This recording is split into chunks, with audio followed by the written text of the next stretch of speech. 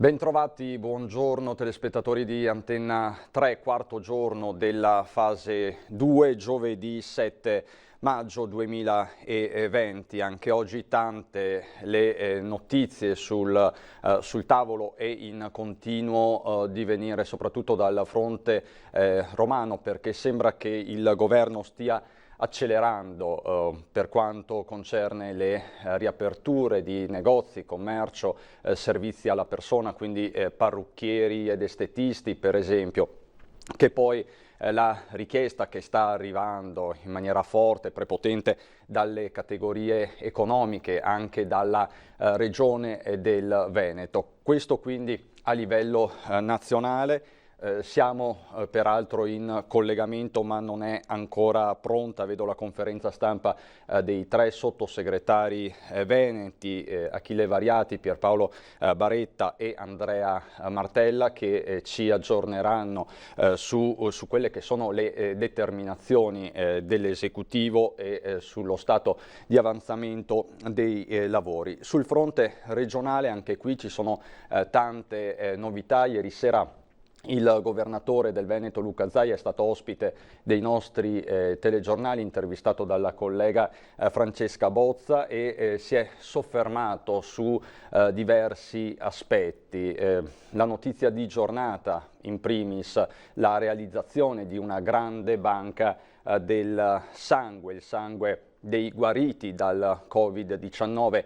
Gli anticorpi possono essere molto preziosi per la cura dei nuovi malati. Partirei proprio da qui in attesa di collegarci con i sottosegretari. Cominciamo da Zaia, che è ritornato sulla questione per l'appunto della banca del sangue. Prego la regia di mandare in onda Zaia. E questa è una mia volontà e ovviamente la si può realizzare solo che in una regione come il Veneto, dove c'è una squadra eccezionale di operatori e professionisti ad altissimo livello che ci permettono ovviamente di realizzare questo. Una banca del plasma, come l'ho chiamata io, ovvero la volontà, e poi ovviamente nei prossimi giorni verranno contattati un po' tutti gli ammalati. Ne abbiamo avuti circa 3.600 di persone che hanno avuto il coronavirus e sono state curate. Ecco, queste persone verranno contattate, se qualcuno già non lo ha fatto in maniera sperimentale per le sperimentazioni che abbiamo in corso da un mese e mezzo, per donare del sangue che è particolare, prezioso, perché verrà utilizzato nella prossima invernata per curare altri pazienti. Approfitteremo del fatto che nel loro plasma e quindi con il prelievo ci sono gli anticorpi neutralizzanti, ovvero le difese che il corpo ha messo in atto contro il coronavirus, e quindi è una sorta di vaccino, fra virgolette, anche se impropriamente non si deve, è definito impropriamente così, utile per le cure. Le fasi sperimentali ci dicono che ci sono belle prospettive, abbiamo già curato 12 pazienti, per cui faremo una banca di questo plasma, di questo sangue che raccogliamo. Ovviamente il sangue avrà una durata di 2 anni e per cui faremo innanzitutto scorta. Se poi non si potrà utilizzare per le cure perché ne verrà fuori che ci sono ancora cure più innovative, e allora questo sangue verrà dedicato a quello che sono le trasfusioni e quindi ai canali normali. Però un sangue prezioso perché ha gli anticorpi contro il coronavirus.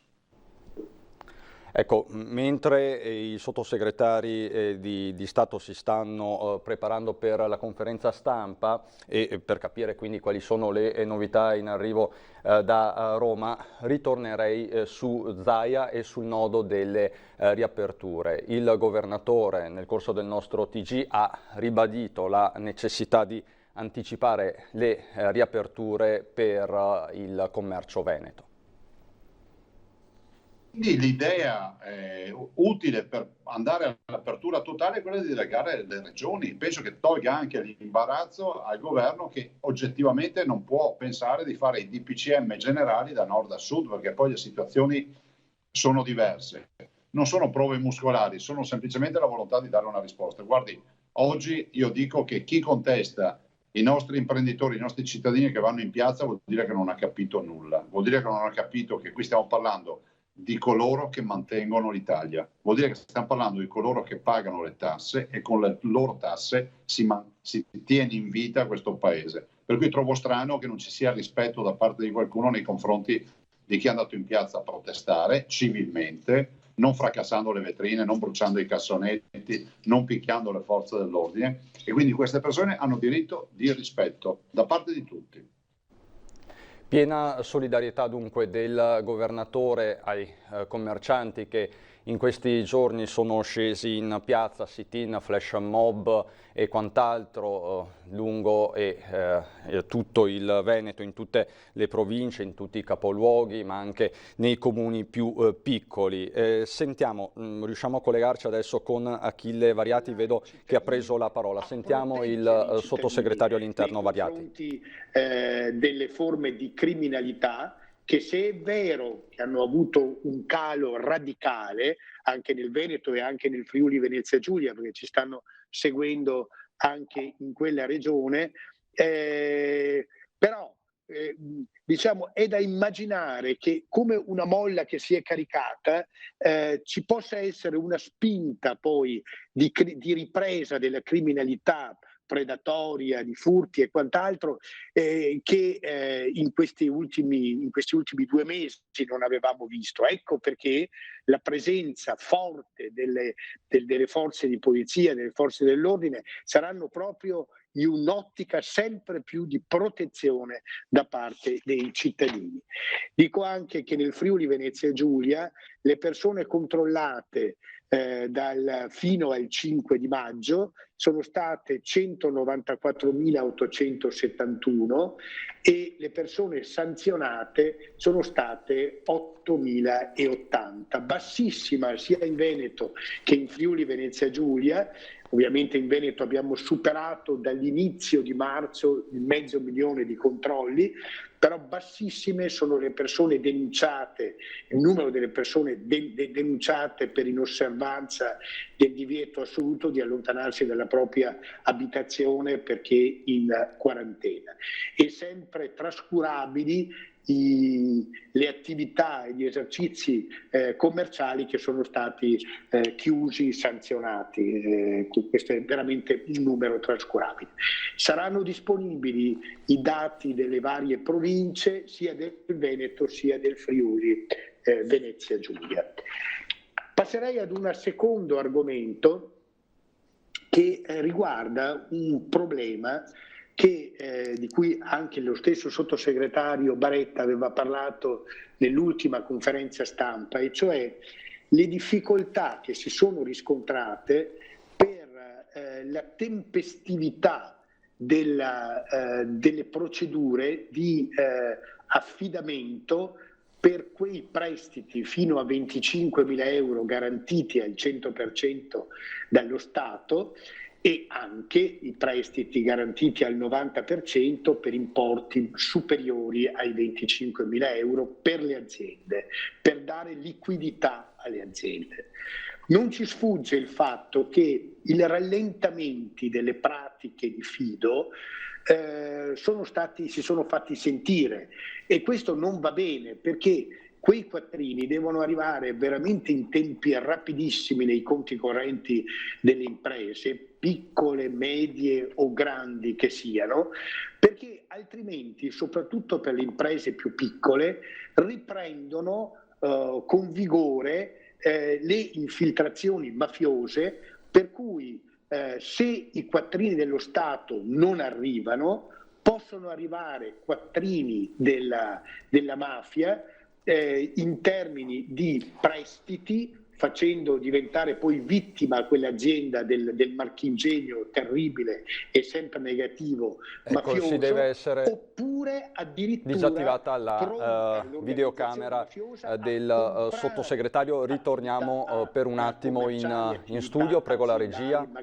Ecco, è ritornato è ritornata l'immagine di Variati che sta parlando di infiltrazioni mafiose, del rischio legalità, quindi sentiamolo, sono parole importanti. Che rilascia poi le garanzie statali fornite alle banche per erogare i finanziamenti alle imprese. Questo protocollo è molto importante perché in sostanza fa sì che si superino i meccanismi dei controlli della documentazione antimafia, nel senso che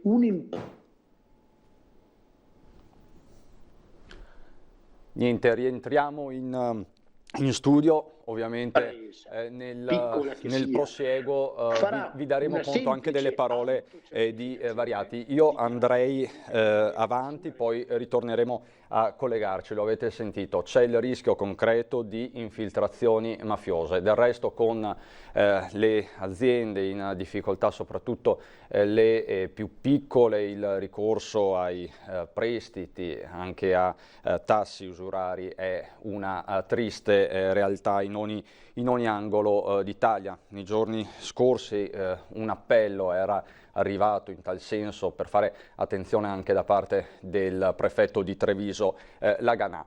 Vedo collegata dall'unità di crisi di Marghera la collega Ilaria Marchiori, che si trova con Sandro Ponchio. Buongiorno Ilaria. Buongiorno Cristian, buongiorno a tutti i telespettatori. Ci troviamo proprio qui sul piazzale antistante l'ingresso della sede della Protezione Civile di Marghera, in attesa che inizi un nuovo punto stampa del governatore Zaia insieme agli assessori regionali Bottacin, Protezione Civile, Lanzarin, Sanità. Cercheremo di capire quali saranno le novità di oggi, se ce ne saranno, e nuovamente porremo delle nuove questioni e ulteriori eventualmente dubbi, chiarimenti che ci stanno continuando ad arrivare, sopraggiungono alle nostre redazioni tramite telefonate, tramite mail da parte dei telespettatori che chiedono insomma dei chiarimenti a proposito dell'ordinanza, insomma di quello che si può fare, che non si può fare. C'è chi è ancora timoroso, chi invece un po' le prende così alla leggera, chi troppo alla lettera. Insomma,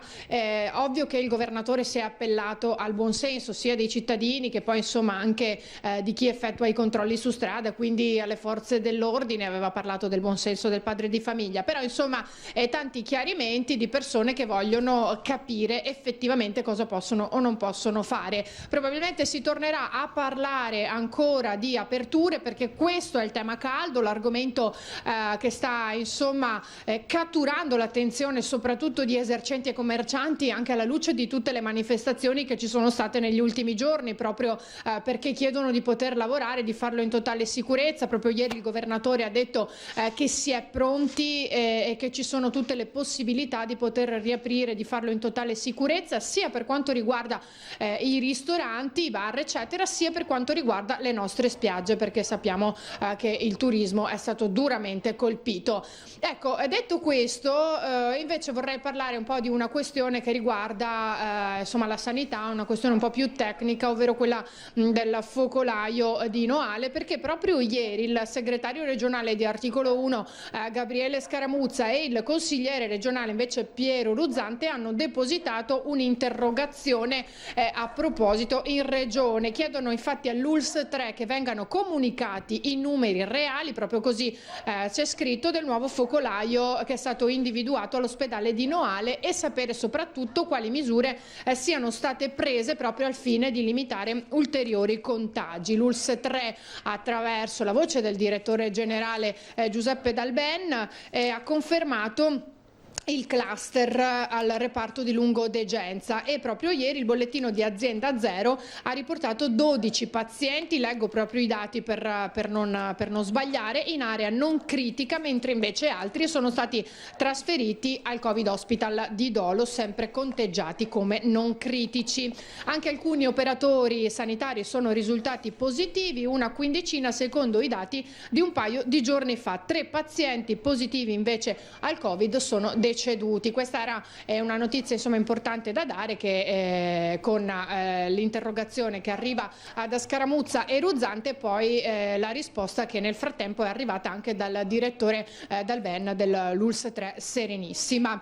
Tantissimi dubbi e tantissime domande continuano ad arrivarci in redazione proprio sull'utilizzo e sull'efficacia delle mascherine. Ecco, questa è una cosa importantissima, perché è da ribadire costantemente e quotidianamente pianamente, proprio perché c'è chi magari col fatto che si è riaperto un po' tutto tende a sottovalutare l'utilizzo della mascherina. Ebbene, è fondamentale, come continua a ripetere il Presidente ogni santo giorno ormai da mesi, utilizzare la mascherina, utilizzarla nel modo corretto, dunque che copra naso e bocca e non che lasci fuori il naso, che sia sotto il mento come ce l'ho io adesso, ma solamente per poter parlare, perché poi la rialzerò anch'io come facciamo sempre e tutti quanti qui quando ci ritroviamo al punto stampa, e non solo, e quindi è importantissimo che venga utilizzata sempre quando si esce. Ecco, Cristian, tu hai altre domande dallo studio?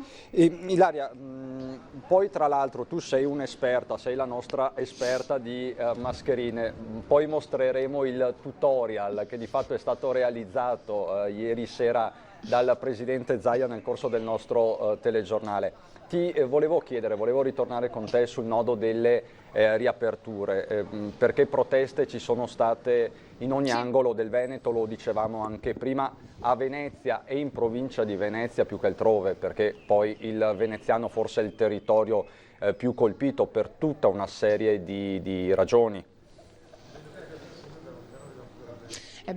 Direi che è esattamente così. Sappiamo che Venezia, proprio città, insomma quello che comunemente viene definito centro storico, era già stato colpito lo scorso novembre con l'acqua alta eccezionale, quindi con i negozi che erano finiti sott'acqua, che hanno cercato in tutti i modi di riprendersi il prima possibile, ci stavano quasi riuscendo e ancora era difficile perché si aspettava l'arrivo dei rimborsi dal governo, che tra l'altro è arrivato poche settimane fa, ma in qualche modo ci si stava rialzando, e poi c'è stata quest'ulteriore botta che ha colpito proprio Venezia, che ha dato il colpo di grazia. Quindi il settore turistico a Venezia è stato veramente colpito pesantemente, per non parlare poi di quello che è tutto il litorale e quindi le nostre spiagge, Jesolo, Caorle, la zona invece di Chioggia, Sottomarina.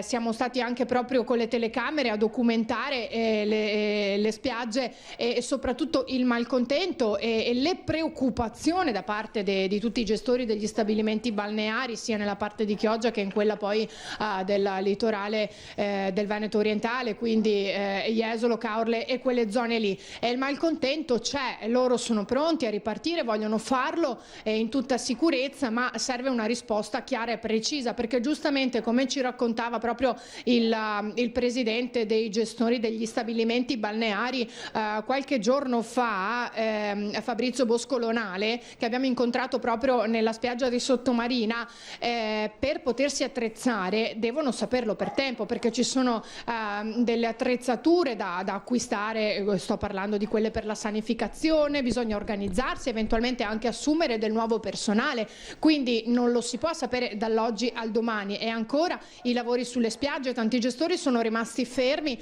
proprio perché finché non arriva l'ok non possono permettersi di spendere dei soldi. Si parlava di quasi 250 euro l'ora per livellare proprio alcuni tratti di spiaggia, e non sono pochi se poi si pensa che una spiaggia è amplissima, per cui anche questa è una delle domande, delle risposte soprattutto che si aspettano e che vogliono ottenere per poter offrire la situazione migliore a chi potrà e vorrà fare delle vacanze, come anche giusto che sia, perché dopo tutte queste settimane, questi mesi di quarantena, c'è anche la voglia, no, di potersi godere un po' di mare, un po' di spiaggia, anche se con tutte le limitazioni del caso che bisognerà rispettare. Diciamo, Ilaria, che Codognotto, il sindaco di San Michele al Tagliamento, comune che ha nei suoi confini Bibbione e che è presidente poi dei sindaci del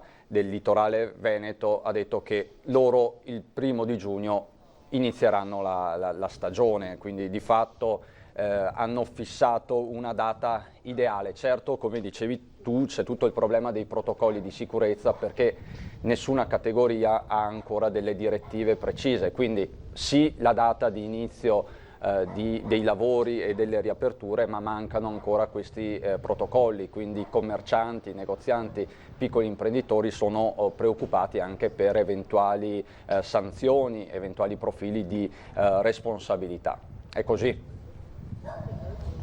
Certo, sì, è proprio così, Christian, perché effettivamente è difficile ripartire senza avere delle disposizioni. Così è anche per varie categorie che mi vengono in mente, per esempio le agenzie immobiliari, e questa sarà proprio una domanda che a breve rivolgerò al nostro Presidente, ancora non sanno come comportarsi. Ci sono varie categorie che magari non sono balzate all'occhio in queste settimane, in questo periodo, ma che hanno tante domande da porre e non sanno come muoversi. È difficoltoso effettivamente per determinate categorie. E ritornando invece poi sulla questione spiagge, ricordiamo anche che cosa ha detto il sindaco invece di Cavallino Treporti: se non ci lasceranno lavorare e riaprire, perché le nostre spiagge vivono di questo, noi saremo pronti a scendere a Roma con la fascia tricolore in segno di protesta, proprio a protestare, a far sentire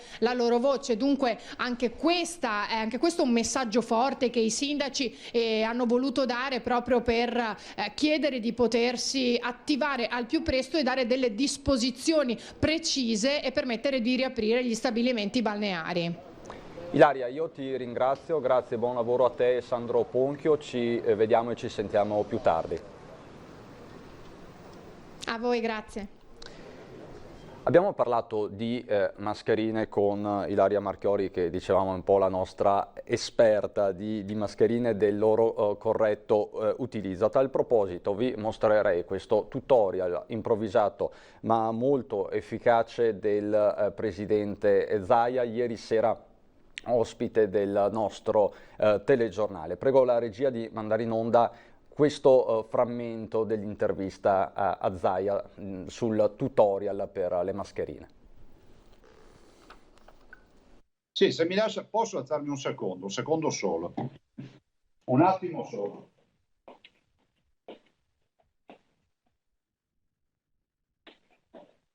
Eccomi qua. Allora, questa è una mascherina chirurgica. Questa ormai la conosciamo, no? La mascherina. A sto punto faccio un tutorial così ci capiamo. Si posiziona, si stringe sul naso e gli elastici sulle orecchie. Questo è il modo corretto per portare la mascherina. Non ci sono altre modalità. Questa modalità vuol dire infettarsi. Questa modalità vuol dire fare i pirla, perché così non serve a nulla. E quindi io dico che quando si porta la mascherina in questa maniera qua è come portare il casco senza allacciarlo nel sottogola. È come guidare un'auto senza avere le cinture di sicurezza allacciate. Così non serve a nulla, ripeto, perché il naso deve essere coperto. E quindi è fondamentale che i cittadini capiscano che se la usano in questa maniera, noi sappiamo che l'1,3% dei 10.000 medici degli ospedali del Veneto si sono infettati. Questo vuol dire che la percentuale è bassa, loro lavoravano con i pazienti coronavirus, e perché questa percentuale è bassa? Perché hanno utilizzato i dispositivi, le mascherine. Voglio ricordarvi che questo virus innanzitutto devi lottare per salvare la vita, se te lo prendi. Quando poi hai salvato la vita, questo virus lascia anche dei ricordi, l'insufficienza renale, quindi c'è il rischio magari che qualche paziente vada in dialisi, l'encefalite, quindi problemi cerebrali, e spesso ho visto dati fino a un 30% di problemi di cardiopatie, e quindi comincia a darti problemi al cuore, per cui io direi una mascherina salva la vita e quindi bisogna indossarla bene. Voglio ricordare a tutti che la mascherina va indossata uscendo di casa, cioè a usciti dalla proprietà privata si indossa. Per qualsiasi attività te la togli in auto se sei da solo, questo è comprensibile. Se vai, chi non è derogato dall'indossarla? Ad esempio chi fa attività fisica intensa, chi va a correre, il che non vuol dire che non deve uscire senza mascherina. Esce con la mascherina, la tiene pronta, quando smette di correre se la mette, la indossa. Non la indossano i bimbi sotto i 6 anni e i disabili o persone che da un punto di vista sanitario non possono utilizzarli, pensi a una persona che ha difficoltà respiratorie o quant'altro. Però bisogna sempre portare la mascherina. Questo è quello che potremmo definire il tutorial definitivo sull'utilizzo della mascherina con l'individuazione della categoria modalità pirla per chi tiene la mascherina in una determinata maniera, quindi sotto il mento. Io mi ricollegherei, vedo adesso sta parlando Andrea Martella, sottosegretario del PD, vedo che il segnale adesso è molto più buono di prima. Ho avuto già modo di dirlo, al di fuori di clima elettorale e di possibili conflitti istituzionali, si lavori tutti insieme perché questo strumento possa essere realizzato in tempi brevi, quindi in questo senso dirò marcato di accelerare i tempi e di tenere un coordinamento molto forte con la Presidenza in modo tale che si possa realizzare.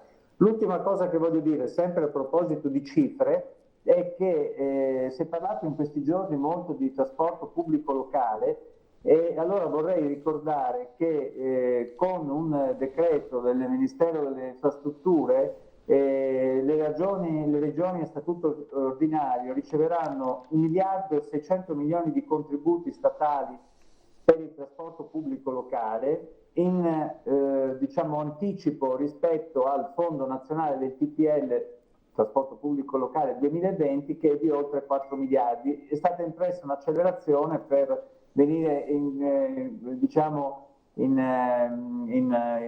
incontro in questo momento in cui il servizio è in difficoltà. In più ci sono altri 600 milioni, di cui dirà poi anche il sottosegretario Baretta, che dovrebbero entrare, che entreranno nel decreto di maggio che sta per essere varato, per dire che ognuno dovrebbe fare il suo compito, chi organizzare il servizio, chi finanziarlo, e forse questo compito dovrebbe svolgerlo anche la Regione Veneto, perché come hanno denunciato in più di un'occasione i consiglieri regionali, risorse a disposizione del trasporto aggiuntive del trasporto pubblico locale da parte della Regione Veneto nel corso di questi mesi, anzi vorrei dire nel corso di questi anni, non sono state stanziate. Davvero infine uno dei comparti uno dei settori più importanti della nostra economia e uno dei più importanti per il Veneto è rappresentato sicuramente dal turismo, ne abbiamo parlato anche nelle precedenti conferenze stampa.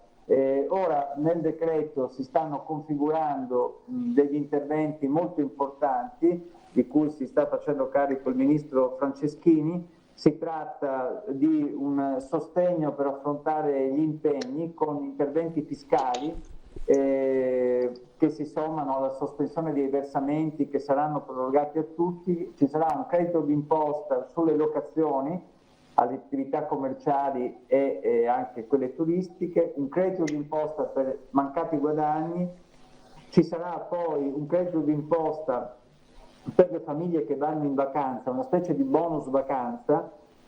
È importante dire che non si tratta di un premio per mandare in vacanza gli italiani, ma si tratta di un investimento strategico di politica industriale verso un comparto che rappresenta il 13% del prodotto interno lordo italiano, e quindi un credito d'imposta per andare in vacanza, metà alla famiglia, metà alla struttura ricettiva, che servirà proprio per dare una spinta notevole a questo comparto economico. Infine ci saranno anche indennizzi a fronte di mancati guadagni, contributi a fondo perduto per le imprese che saranno privi di condizionalità. Insomma, mi pare, come se ne è parlato, che Veneto, la prima regione turistica del nostro paese, è andata in sofferenza. I dati del Veneto Lavoro ce l'hanno dimostrato. 35.000 addetti di questo settore hanno perso il lavoro durante questa crisi. Con questi interventi mettiamo nelle condizioni di poter affrontare l'emergenza e probabilmente di poter ripartire con qualche condizione di maggiore stabilità. Ecco, quindi tornerei, grazie, se possibile in studio. Vedo che si stanno alternando i vari interventi. Adesso c'è il sottosegretario Baretta. Ecco, prima di andare in pubblicità sentirei cosa ha da dire il sottosegretario Baretta. A gestire le preoccupazioni dell'antimafia, voglio annunciare che noi stiamo lavorando nella stessa direzione anche in funzione che l'autocertificazione serva anche a sbloccare i ritardi dell'erogazione da parte delle banche, in quanto autocertificazione valga anche come malleva per le responsabilità dei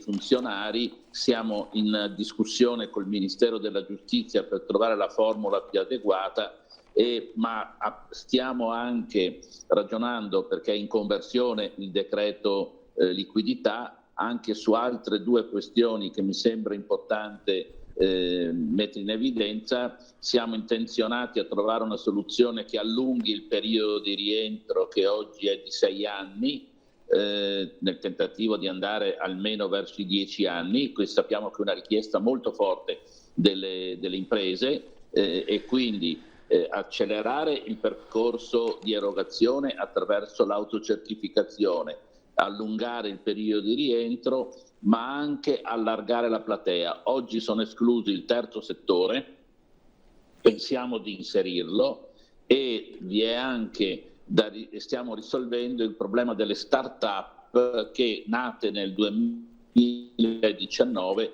potrebbero non avrebbero i requisiti di bilancio per poter accedere. Sono 3 esempi del lavoro che stiamo facendo per rendere l'erogazione, soprattutto dei 25.000 euro, celere e anche effettiva. Ecco, tornerei in studio proprio su questo, prima di andare in pubblicità.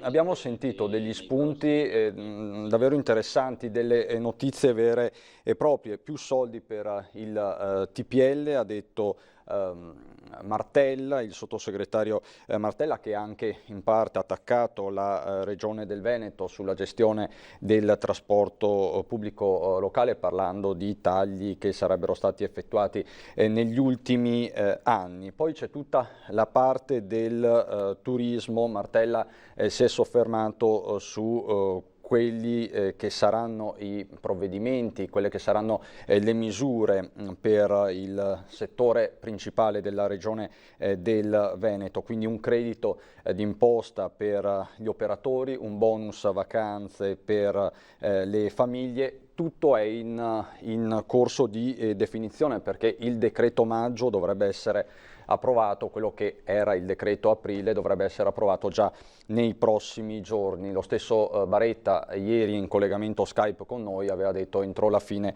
della settimana. Baretta che adesso ha detto 2 cose molto importanti e attese, soprattutto dal mondo imprenditoriale e industriale: il piano di rientro per quanto concerne i prestiti, non più a 6 anni, ma si sta lavorando per portarlo a 10 anni. Questa è una delle richieste principali della Confindustria.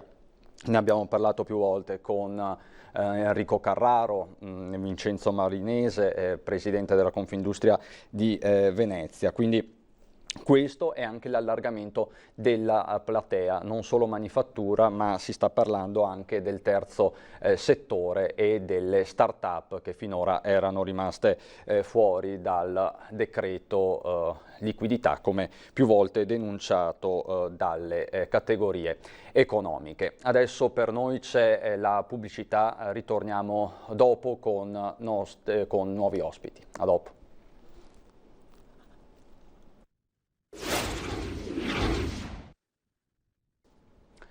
Di nuovo insieme, di nuovo in diretta per seguire questa nuova giornata sul fronte dell'emergenza coronavirus, emergenza che da sanitaria è sempre più economica, ma non c'è soltanto il coronavirus. Per fortuna ci sono anche altre notizie, alcune di queste positive. È il caso dell'approvazione ieri della legge olimpica da parte del Senato, è l'ultimo passaggio, quindi adesso il testo è definitivo, dopo che era stato votato dalla Camera all'incirca un mese fa.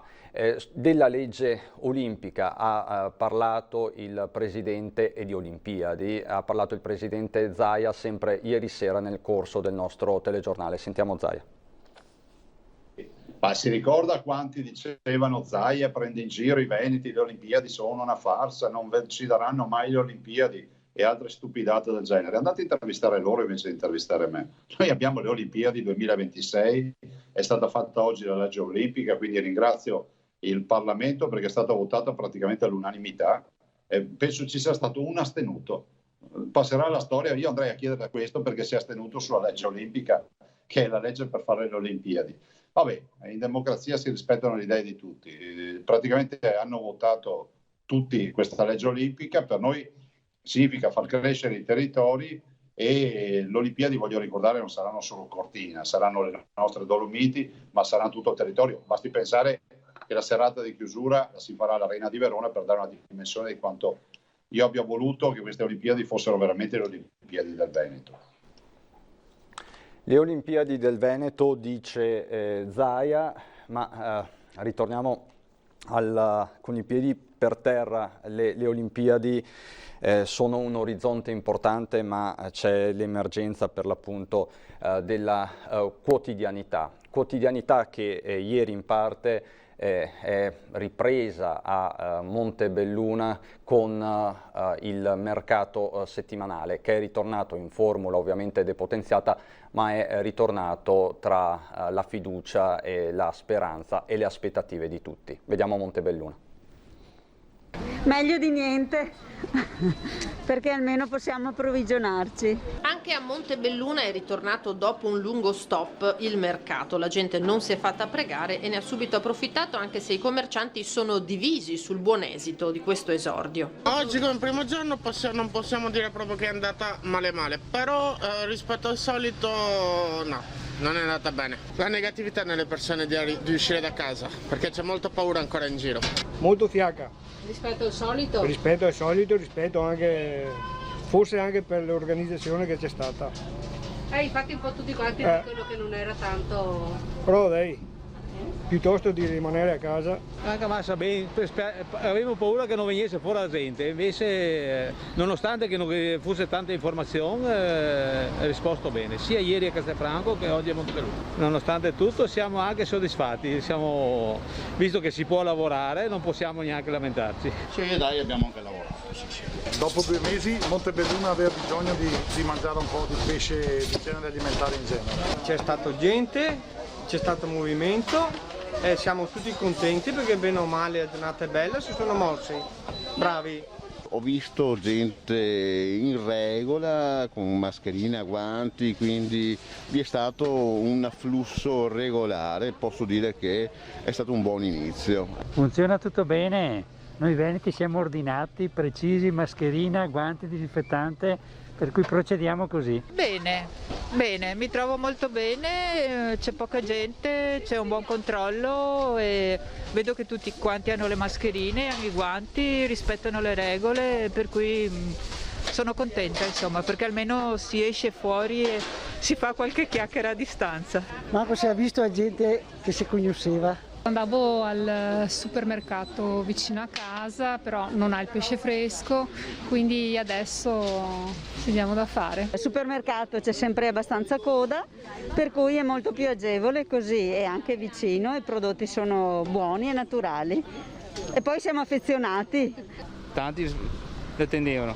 Tanto tempo che aspettiamo questa apertura perché ormai eravamo isolati. E va bene così, speriamo che tutto vada bene, che finisce sto coronavirus prima che si può. Prove di normalità quindi a Montebelluna, ma c'è chi continua a rimanere chiuso e sono la maggior parte dei piccoli negozi. Siamo per questo collegati via Skype con Guido Pomini della Federmoda di Treviso. Buongiorno Pomini, grazie per la disponibilità. Buongiorno a lei, grazie a voi. Ci scatti una fotografia del comparto. Noi ci siamo sentiti una decina di giorni fa all'indomani delle comunicazioni del Premier Conte sulla fase 2. La vostra delusione era evidente e nel frattempo mi sembra sia diventata esasperazione, o sbaglio? Beh sì, le aspettative iniziali erano quelle di aprire al 4 di maggio, poi abbiamo capito che dovevamo sacrificarci ancora, in realtà non abbiamo capito per quale motivo, ma insomma abbiamo seguito questa decisione. Abbiamo cercato di organizzarci nel frattempo per aprire nel modo migliore il 18 di maggio. La fotografia è quella di imprenditori, come dire, ormai al collasso, sia psicologicamente che economicamente, perché è saltata una stagione, ormai apriamo il 18 di maggio, la stagione primaverile è saltata completamente, si va dal punto di vista anche meteorologico verso l'estate, quindi di tante incertezze c'è una certezza che una parte del magazzino quest'anno non lo potremo vendere, se non altro perché la stagione ormai è passata. E poi seguivo adesso quello che si diceva a Montebelluna al mercato, c'è anche la grande incognita di capire come anche per il nostro settore affronterà l'acquisto il consumatore, che spirito si porterà con sé, quali necessità ci saranno. Quindi insomma sono molte le cose che ci mettono ancora in uno stato di preoccupazione. E mancano a tutt'oggi, o comunque non ci sono aggiornamenti per quanto concerne i protocolli di sicurezza. Quindi questi giorni, perlomeno al momento, non sono passati in maniera produttiva. Siete ancora fermi da questo punto di vista? Noi abbiamo fatto una serie di incontri con dei tecnici esperti in materia di sanificazione che ci hanno dato alcuni indirizzi di buon senso da applicare nelle nostre attività.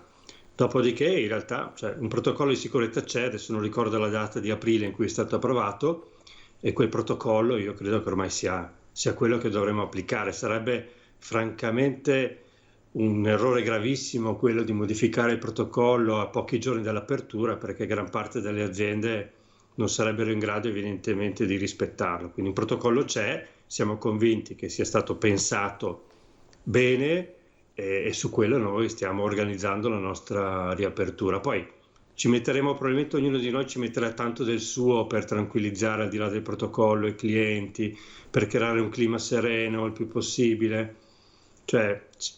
Credo che sarà una partita difficile da cui il mio settore, il settore che rappresento, non si sottrarrà. Questo protocollo cosa prevede? La sanificazione degli ambienti, prevede già anche quella degli indumenti, cosa c'è in questo protocollo? Quel protocollo fa riferimento alla sanificazione degli ambienti, su questo è abbastanza chiaro, anche se ci sono anche lì, come spesso succede, quando in una situazione come questa non puoi entrare troppo nel particolare, se no dovresti scrivere montagne e montagne di pagine. Ci sono degli aspetti da chiarire, però è un protocollo che parla esclusivamente della sanificazione degli ambienti, con delle pratiche e delle tecniche che sono alla portata di tutti, spesso e volentieri sono prassi che si usavano già prima, quindi forse nulla di nuovo da un certo punto di vista. Non si parla di sanificazione dei prodotti, sulla quale credo che poi ognuno avrà un'attenzione particolare per far sì che chi entrerà nei negozi si possa sentire tranquillo anche da questo punto di vista. E Pomini, le chiedo, secondo lei riapriranno tutti? I negozianti, i negozi riapriranno tutti? Qual è il suo sentore? Ma io credo che sì, io credo di sì, riapriranno tutti, c'è anche una voglia di riaprire. Parlavo prima di noi, ha riaperto il settore dell'abbigliamento per bambino, gli accessori per bambini, hanno aperto i grossisti e mi dicono anche i grossisti che in realtà c'è da parte dei loro clienti, che sono i negozianti in questo momento, sono tutti molto motivati, sono tutti, come dire, pronti ad affrontare anche questa ennesima sfida. Quindi io credo che apriranno tutti, mi auguro che tutti abbiano cercato di definire al meglio le proprie strategie. Ci sarà chi aprirà magari a ranghi ridotti, chi farà scelte di orari limitati, però insomma io credo che la cosa migliore sia quella di aprire e poi verificare se la strategia pensata a tavolino, messa in campo, sia una strategia vincente, altrimenti modificarla. Insomma, la chance deve essere colta da tutti e dopodiché io spero che da qua a settembre la stragrande maggioranza ce la possa fare, però è indubbio che siamo realistici, per qualcuno sarà molto complicato arrivare a fine anno.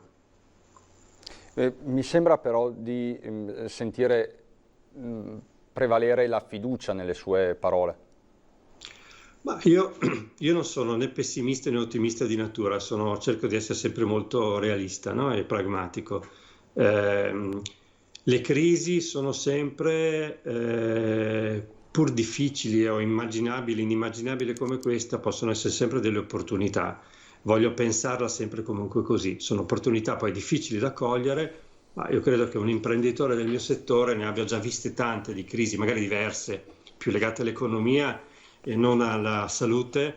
Io credo che la voglia di provarci ci sia e questo, l'ho sentito in questi giorni di numerosi contatti tra di noi, la voglia di provarci c'è e questo a parer mio è un atto di grande fiducia, di grande ottimismo. Poi ognuno è consapevole del fatto che sarà una partita durissima, c'è anche ancora da stabilire un accordo di buonsenso in filiera tra chi produce e chi vende, sulla quale forse le confederazioni potrebbero far di più, perché lasciate i singoli, che è legittimo da un lato perché sono accordi privati, non stanno producendo, come dire, grandi risultati. So che si litiga molto sulla merce già a magazzino, sul come pagarla, sulla merce da ricevere, invece qui ci sarebbe bisogno di mettere strategie condivise, perché se ci salviamo in filiera, se manca l'anello finale della filiera che siamo noi, alla fine mancheranno anche le aziende. Quindi Pomini, un patto tra i grandi e i piccoli, di questo si tratta? Sì, è un patto il più ampio possibile tra chi produce, chi vende, tra grandi produttori e piccoli venditori, ma anche, vorrei dire, anche con un patto con il cliente, con il consumatore finale. Stiamo ragionando sul sostenere giustamente la filiera turistica, dando aiuti a chi consumerà le proprie ferie in Italia. Io non ho idea di come si potrebbe fare, però forse qualcosa di simile anche per il settore della moda, poi quello magari più certificato Made in Italy, forse non farebbe male, visto che il nostro settore, la filiera del nostro settore è uno dei più importanti in Italia. Certo, un voucher per il Made in Italy, per stimolare il mercato interno, quindi. Sì, credo che sia molto complicato farlo, perché in realtà un Made in Italy oggi è, come dire, molto ampio come concetto, però non c'è dubbio che sostenere soprattutto le piccole attività indipendenti in questo momento, anche attraverso magari dei crediti sui consumi, potrebbe essere un'iniziativa su cui almeno provare a valutare l'impatto. Pomini, resti con noi, vediamo insieme cos'è successo nelle scorse ore a Padova, dove c'è stato l'ennesimo flash mob dei commercianti. Vediamo. Il Veneto vuole ripartire, Padova vuole ripartire, ma ripartire da dove? Dal commercio, per esempio. Sono proprio i commercianti, i negozianti, gli esercenti di Padova che nel cuore del commercio padovano, qui nelle piazze, ci avvertono di quello che gli succederà se non ripartiranno immediatamente.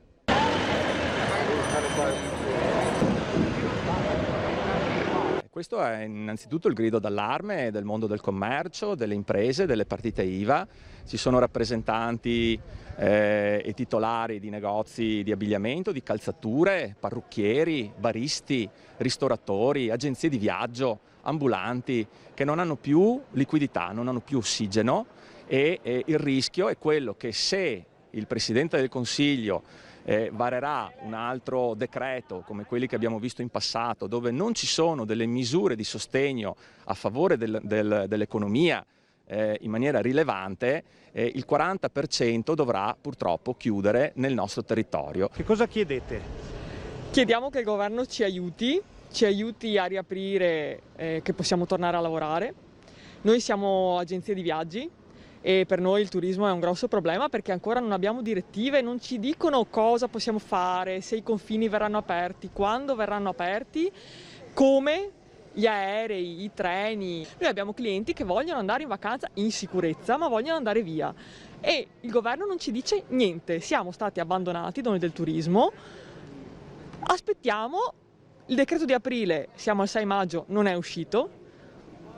Che ci dicano qualcosa, perché così non si può andare avanti. Un negozio di parrucchiere, 3 anni che lavoravo e investivo, ok? È 2 mesi che sono chiuso, sto vivendo con quel po' che ho messo via a Natale, ok? E adesso sto finendo tutto. chiediamo di lavorare. Qui in Veneto chiediamo solo di lavorare, senza polemiche. E non è un caso che queste domande, queste istanze arrivino proprio da Padova, una città in cui c'è il mercato coperto fra i più antichi d'Europa. Non resta che sperare che le risposte a queste domande non arrivino troppo tardi. Questo quindi il nostro reportage da Padova. Pomini, sono state utilizzate anche immagini forti, la bara, ci sono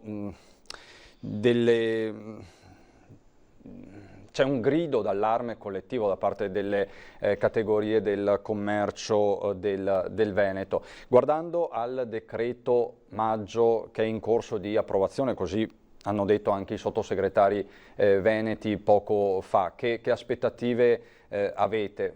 Potrebbe essere uno strumento in più?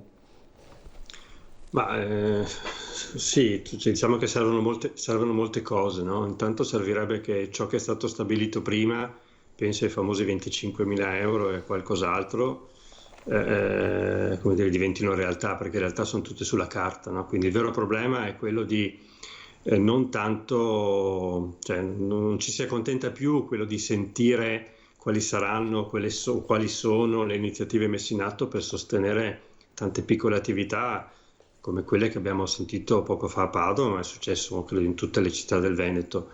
È quello di cominciare a vedere realmente i risultati di queste iniziative, quindi banalmente un prestito da 25.000 euro erogato, i 600 euro sui conti correnti, piuttosto che la cassa integrazione per i nostri dipendenti, come dire, già destinata, cosa che ancora non sta succedendo. Quindi la paura è che, siccome in Italia non è che insomma, abbiamo brillato in passato per dire, puntualità, no? Neanche molto per idee, ma poi per l'efficacia e la puntualità con cui queste idee sono state messe in atto, diciamo che non abbiamo ottimi precedenti.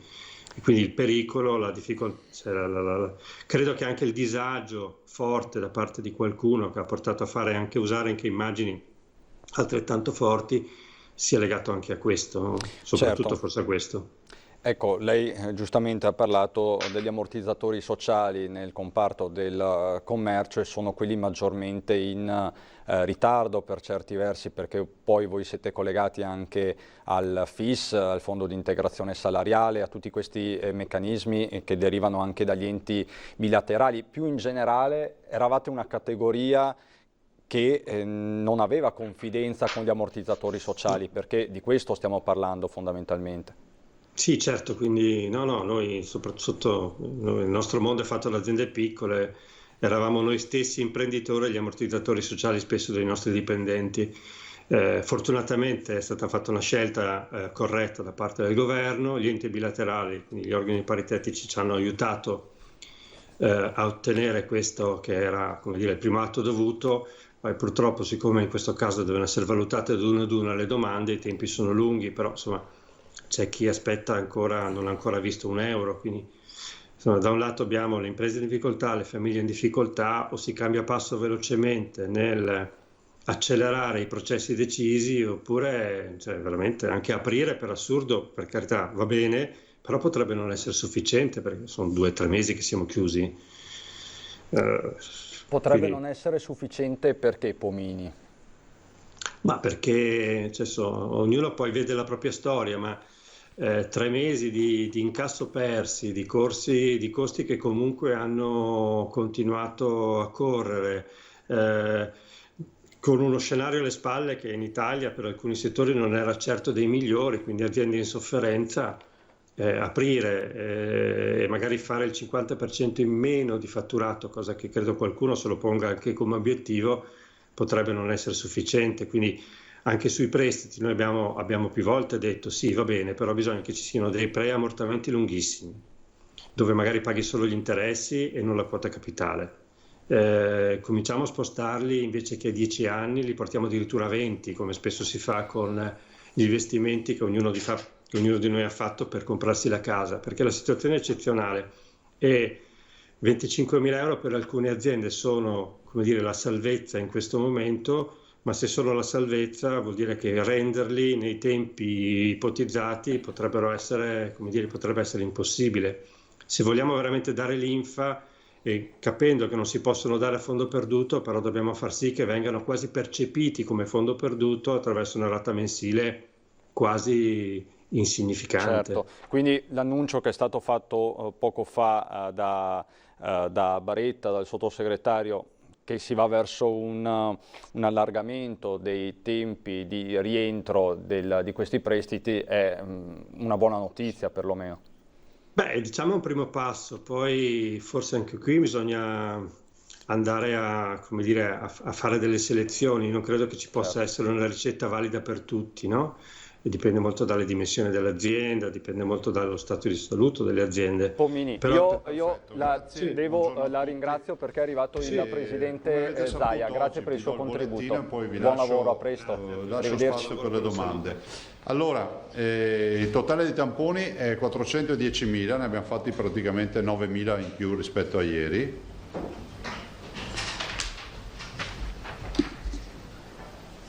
Le persone in isolamento sono 5.773, sono esattamente 402 in meno rispetto a ieri. I positivi sono 18.553, più 74. Peraltro in linea con i dati anche di altre regioni, cioè nello screening vengono fuori appunto percentuali bassissime di positivi. I ricoverati sono 959, sono 33 in meno rispetto a ieri. Vedete che si stanno svuotando gli ospedali, tanto è vero che abbiamo già notizie di alcuni ospedali che sono assolutamente covid free. È ripartita dal 4 di maggio l'attività ordinaria con poi tutta la nuova filosofia che conoscete. Le terapie intensive sono 87, meno 3. I dimessi sono 2.826, siamo a più 44, quindi calano le terapie intensive, calano i ricoverati e aumentano le dimissioni. I morti sono 1.235, però il totale è 1.589 il totale, più 12, ieri era più 17, i nati 95. Allora guardate, altre due brevi considerazioni. Abbiamo spesso indicazioni sull'uso corretto della mascherina. Io continuo a dire che è fondamentale che la mascherina diventi un accessorio che ci accompagna in questa fase della vita. Devo anche dire che stiamo scrivendo una circolare, un'ordinanza, adesso vedrò come fare, perché giustamente molti ci segnalano l'incongruenza del fatto che, se è vero da un lato che ad esempio il podista, cioè chi corre a piedi, deve correre senza mascherina, è altrettanto vero che non lo può fare in mezzo ai passeggi pieni di bambini e di cittadini con la mascherina che stanno passeggiando tranquillamente. E quindi bisognerà dire ai podisti che l'attività fisica la devono fare in luoghi non affollati, perché giustamente questo è un fatto che non avevamo valutato, o meglio il buon senso ci dovrebbe portare a valutarlo da soli. No, tu non puoi metterti a correre senza mascherina in mezzo a fiumi di persone che stanno tranquillamente camminando. Siccome ci è arrivato da più persone questa indicazione, adesso faremo un provvedimento per chiedere ovviamente il rispetto delle regole e siccome lì il rispetto del distanziamento non c'è, perché i 2 metri non si riescono a avere, soprattutto in passeggi affollati, dico che stiamo provvedendo. La mascherina è obbligatoria, ve lo ricordo, uscita di casa, non si porta solo durante l'attività motoria intensa e per i bimbi sotto i 6 anni e le persone con disabilità o con difficoltà certificate. In generale continua il calo, un calo che continua in terapie intensive e in ricoveri dal 10 di aprile. E adesso io poi tornerò su, abbiamo la videoconferenza con i colleghi presidenti. Il Veneto porta avanti assieme ad altri colleghi ovviamente la volontà di proporre di poter aprire tutto. Vi ricordo che è difficile pensare che l'apertura che abbiamo ad oggi, che è pressoché quasi totale, sia un fatto di salvaguardia rispetto all'apertura di quello che è ancora rimasto chiuso. Cioè oggi non c'è più lockdown e quindi gli incontri, gli scambi tra i cittadini sono assolutamente ad alta intensità.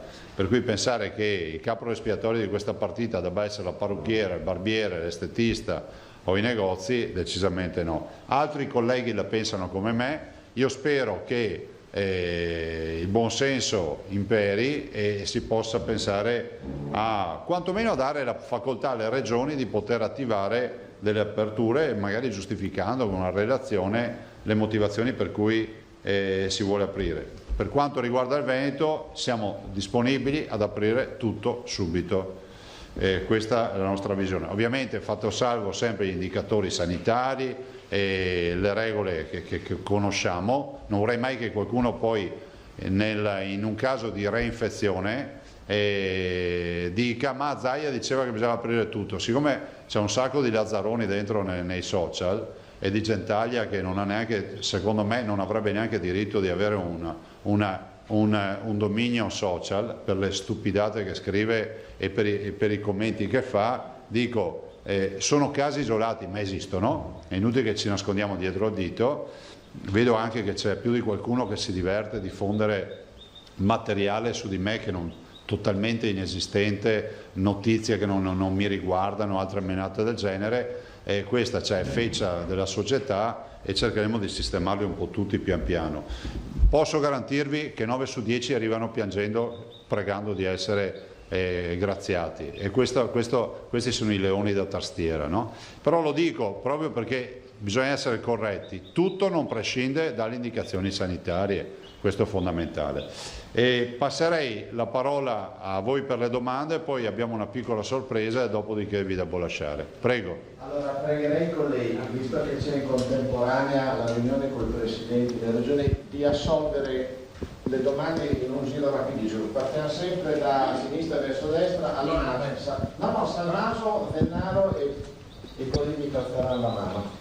Beh sì, ovviamente Presidente, il tema è quello che lei ha appena sollevato ora, quella della richiesta del Veneto di aprire tutto prima possibile. E questa mattina i giornali riportano alcune notizie di questo tipo. Ci sono 6 regioni che di fatto sarebbero in regola con i cosiddetti parametri fissati dal Ministro Speranza. Nell'ordine si tratta di Basilicata, Molise, Umbria, Sardegna, Calabria e Val d'Aosta. La Basilicata e il Molise dal 29 aprile al 5 maggio hanno raggiunto lo zero alternato 4 giorni su 7.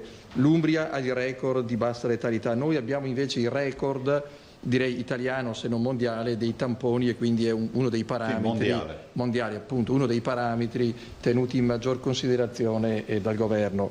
Ecco, l'Alto Adige non ha alcun problema, tanto è vero che con l'autonomia speciale riconosciuta dalla Costituzione dal 18 vuole aprire tutto quello che è possibile. Allora il Veneto rispetto a questi parametri, io penso che lei sia convinto di poter aprire tutto. Ce li può motivare un po' più nei dettagli o attende la verifica con il Ministro? Guardate, i parametri lasciano il tempo che trovano. Io guardo le terapie intensive, i ricoveri e i positivi.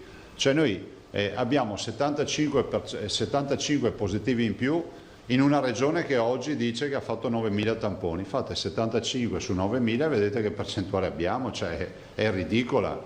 Questi sono i dati che abbiamo. Non abbiamo trovati su 9.000 1.000 positivi, perché quando avevamo i focolai viaggiavamo con cifre molto più importanti. Penso che ci siano tutti gli indicatori, insomma, dopodiché confrontare comunità che hanno sanità diverse, perché fra un po' viene fuori che qualcuno ha anche sanità migliori del Veneto se andiamo avanti con questo passo, e che hanno fatto tamponi in maniera quantitativa e qualitativa diversi dai nostri. Cosa volete che vi dica? Prendo atto di questo. Un discorso è andare a tamponare i dipendenti della sanità, è un discorso fare tamponamenti di associazioni magari di volontariato o di altro che non hanno vissuto in ospedale o al fronte. Lo si fa da un punto di vista epidemiologico di indagine e di screening, ma non si può, al di là del numero di tamponi per abitante c'è un aspetto qualitativo dei tamponi che bisognerebbe valutare. Perdonatemi, noi tamponiamo i dipendenti della sanità in prima linea ogni 10 giorni e tutti gli altri ogni 20 giorni, comprese le case di riposo. È ovvio che noi facciamo un lavoro di fino. Se invece uno va per strada e tampona e fa tamponi a persone in maniera indistinta, avrà sicuramente delle percentuali diverse. Però noi siamo per aprire, cioè io penso che il governo debba prendere atto del fatto che a livello nazionale c'è eterogeneità nella risposta sanitaria, nelle vicende epidemiologiche, per cui è fondamentale che magari si deleghino le regioni sulla base di un piano asseverato da un punto di vista sanitario e tutto, di provvedere alle aperture che ritengono di aprire. Prego. No, c'era Fernando. Per unirmi un attimo così chiudiamo, anche le spiagge. Sì, assolutamente sì. Guardate, penso che il prodotto turistico sia tra i primi da prendere in mano, ma non semplicemente perché sono in ginocchio e questa è già una grande giustificazione. Però penso che all'aperto in spiaggia, diciamo, osservando delle regole minimali, si possa assolutamente fare turismo.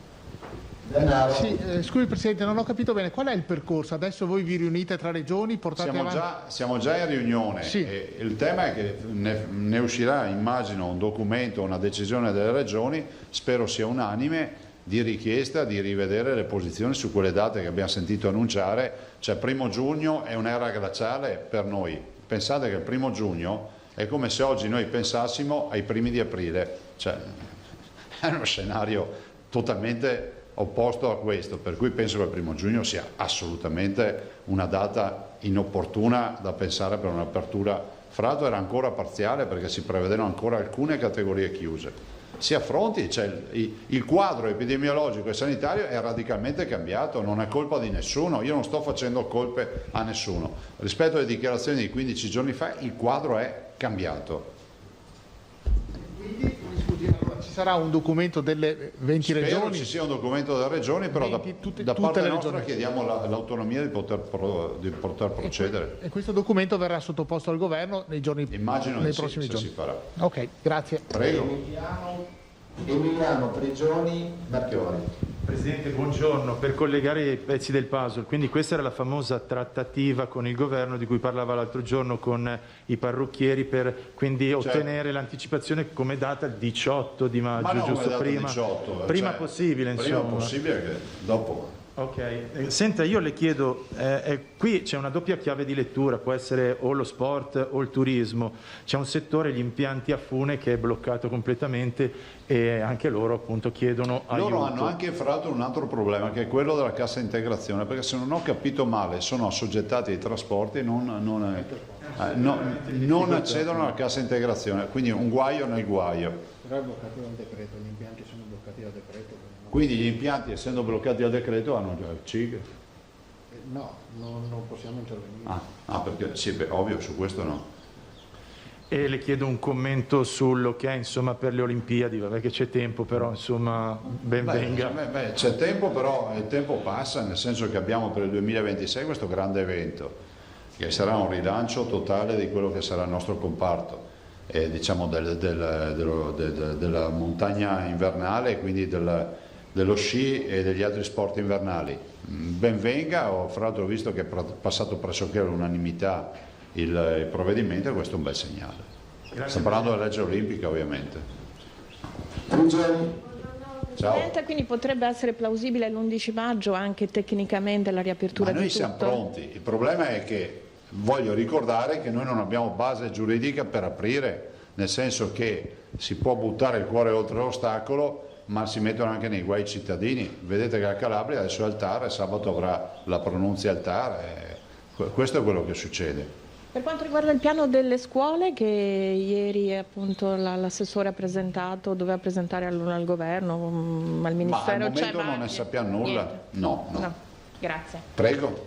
Antena 3. Sì, ciao. 3 domande poi. Allora, la prima ci arriva dai proprietari dei centri cinofili dove si esercita l'agility dog e l'addestramento cani. Sì. Allora, nonostante ci sia l'ordinanza regionale, gli è stato detto dalle associazioni di riferimento che non possono ricominciare perché il governo ha bloccato le regioni che avevano permesso queste attività. Vabbè, se sono diventati giuristi ne prendiamo atto. Poi? Ma scusate, ma ognuno deve fare il suo mestiere, come chi va a controllare, non deve fare le disquisizioni giuridiche se vale l'ordinanza della regione, cioè vale l'ordinanza della regione finché l'ordinanza non viene impugnata e c'è una sentenza contro, punto. Se poi uno vuole affidarsi ad altri pareri lo fa, ma non si dica che non sono aperti, per noi possono esercitare. Okay. L'altra invece è stato lanciato in collegamento Skype attraverso la nostra emittente da Guido Pomini di Federmoda Treviso, l'idea di un voucher per l'acquisto di moda made in Italy, un po' come per i buoni vacanza. Lei cosa ne pensa? Penso che sia una bella idea, ovviamente bisogna convincere il governo di essere presente anche su questo fronte. Ok, l'ultima invece ci arriva dalle agenzie immobiliari, categoria insomma che ha comunque a che fare con le persone, non sanno bene come comportarsi, va bene la distanza, va bene il metro, però si sentono un po' in difficoltà, ci è arrivata più di qualche richiesta, non sanno bene fino a dove possono arrivare. Le regole sono chiare, uso di mascherina, distanziamento sociale, igienizzazione delle mani, punto. Non c'è altro da aggiungere. Cioè io capisco che c'è sempre la preoccupazione di applicare bene la norma, ma la norma è molto semplice: mascherina, distanziamento almeno 1 metro, quindi nei colloqui, nelle visite eccetera, e igienizzazione delle mani, punto, non c'è altro. Perfetto, grazie. Prego. Chi è? Ah sì, no, se no poi faccio l'altro giro. No, ma mi attacco su quello che sta dicendo lei, perché anche i gestori di palestre per bambini, queste cose qua chiedevano se basta il distanziamento, se possono aprire danza classica, tutte quelle robe là. Ma lì ci sta anche scrivendo un progetto di linea guida per l'apertura, però ovvio che le basi sono sempre quelle, non c'è nulla da inventare. Certo. Ok, grazie. Allora, un giro di domande, cominciamo. Mi dice l'assessore Bottacci mi dice che alcune federazioni addirittura si sono fatte le linee guida, cioè basandosi sempre sui principi cardine, no? Allora, facciamo un giro delle delle domande giunte via WhatsApp e poi rifacciamo un terzo giro in platea. Facciamo veloci. Marzia Pretolani, Telenuovo, la prima è una domanda leggera, un commento del governatore sulle tose di Zaia che sono già arrivate oltre i 70.000 like. Ma guardate, io ringrazio questi gruppi, le tose di Zaia, le bimbe di Zaia, Zaia Fan e tutti i gruppi che sono nati. Li ringrazio e al di là del sorriso che strappa, hanno fatto un lavoro eccezionale, perché poi ho visto che erano quasi 80.000 iscrizioni in poco più di una settimana.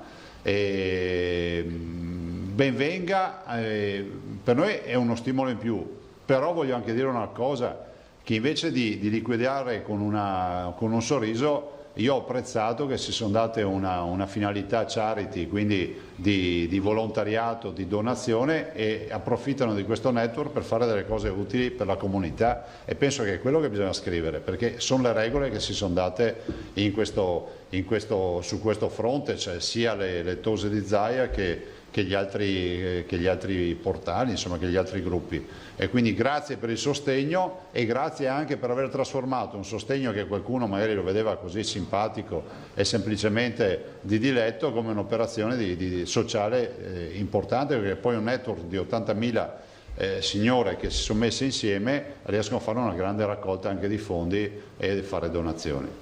Seconda domanda molto specifica, il tema è le sale prove e registrazioni per i gruppi musicali. Chi fa musica ha bisogno di allenarsi, di provare in spazi adeguati, con dovuto distanziamento, sanificazione e misure protettive di IPI. Quando sarà possibile? Ma è già possibile. Chi è che l'ha vietato questo? A noi non risulta. Il divieto di aggregazione. Vabbè, c'è il divieto di assembramento, però il gruppo musicale non è che ha 200 persone, cioè, penso che se è un'attività che non è bloccata dal codice Ateco la si può fare col distanziamento e via. E domanda di Domenico Basso, direttore TVA, i distributori di latte, mozzarelle eccetera, la domenica devono restare chiusi? Sono aperti. Commerciali sono aperti. Cioè le uniche attività chiuse la domenica sono quelle in ordinanza, cioè il supermercato, le ferramente, quelle robe lì, solo quelle. Un chiarimento chiede la Pederiva del Gazzettino sulla delibera che estende ai medici di base e ai pediatri la prescrizione dei tamponi. La? Prescrizione dei tamponi. È confermata l'esenzione del pagamento per tutti o la scelta è a discrezione di chi prescrive, cioè il medico? No, a noi risulta che è confermata, non mi risulta che c'è. Sì. Sinceramente questo non lo sapevo. Lo verificheremo per essere più puntuali, ma a me risulta così. Verificheremo e faremo sapere anche perché in linea di principio non c'è una discrezionalità, cioè il tampone è un fatto obbligatorio nello screening. Se stiamo parlando di quello che arriva con un test dal laboratorio privato, allora capiamoci, il tampone si fa nel soggetto positivo sintomatico, no? Uno è a casa e via, dopodiché ci sono gli isolamenti e tutto, ci sono tutte le attività che si fanno. Poi c'è il famoso tampone prescritto dal medico, perché c'è il paziente che arriva che ha un test sierologico positivo, deve essere confermato dal tampone. In quel caso si va d'ufficio. Appunto, dice, la seconda domanda è se appunto tutti chiedessero di sottoporsi al tampone perché è gratis, il sistema reggerebbe? Ma guardate, io apprezzo queste riflessioni. Allora, io non so più in che lingua spiegarlo. Quante me ne volete far fare tamponi al giorno? 20.000? 30.000?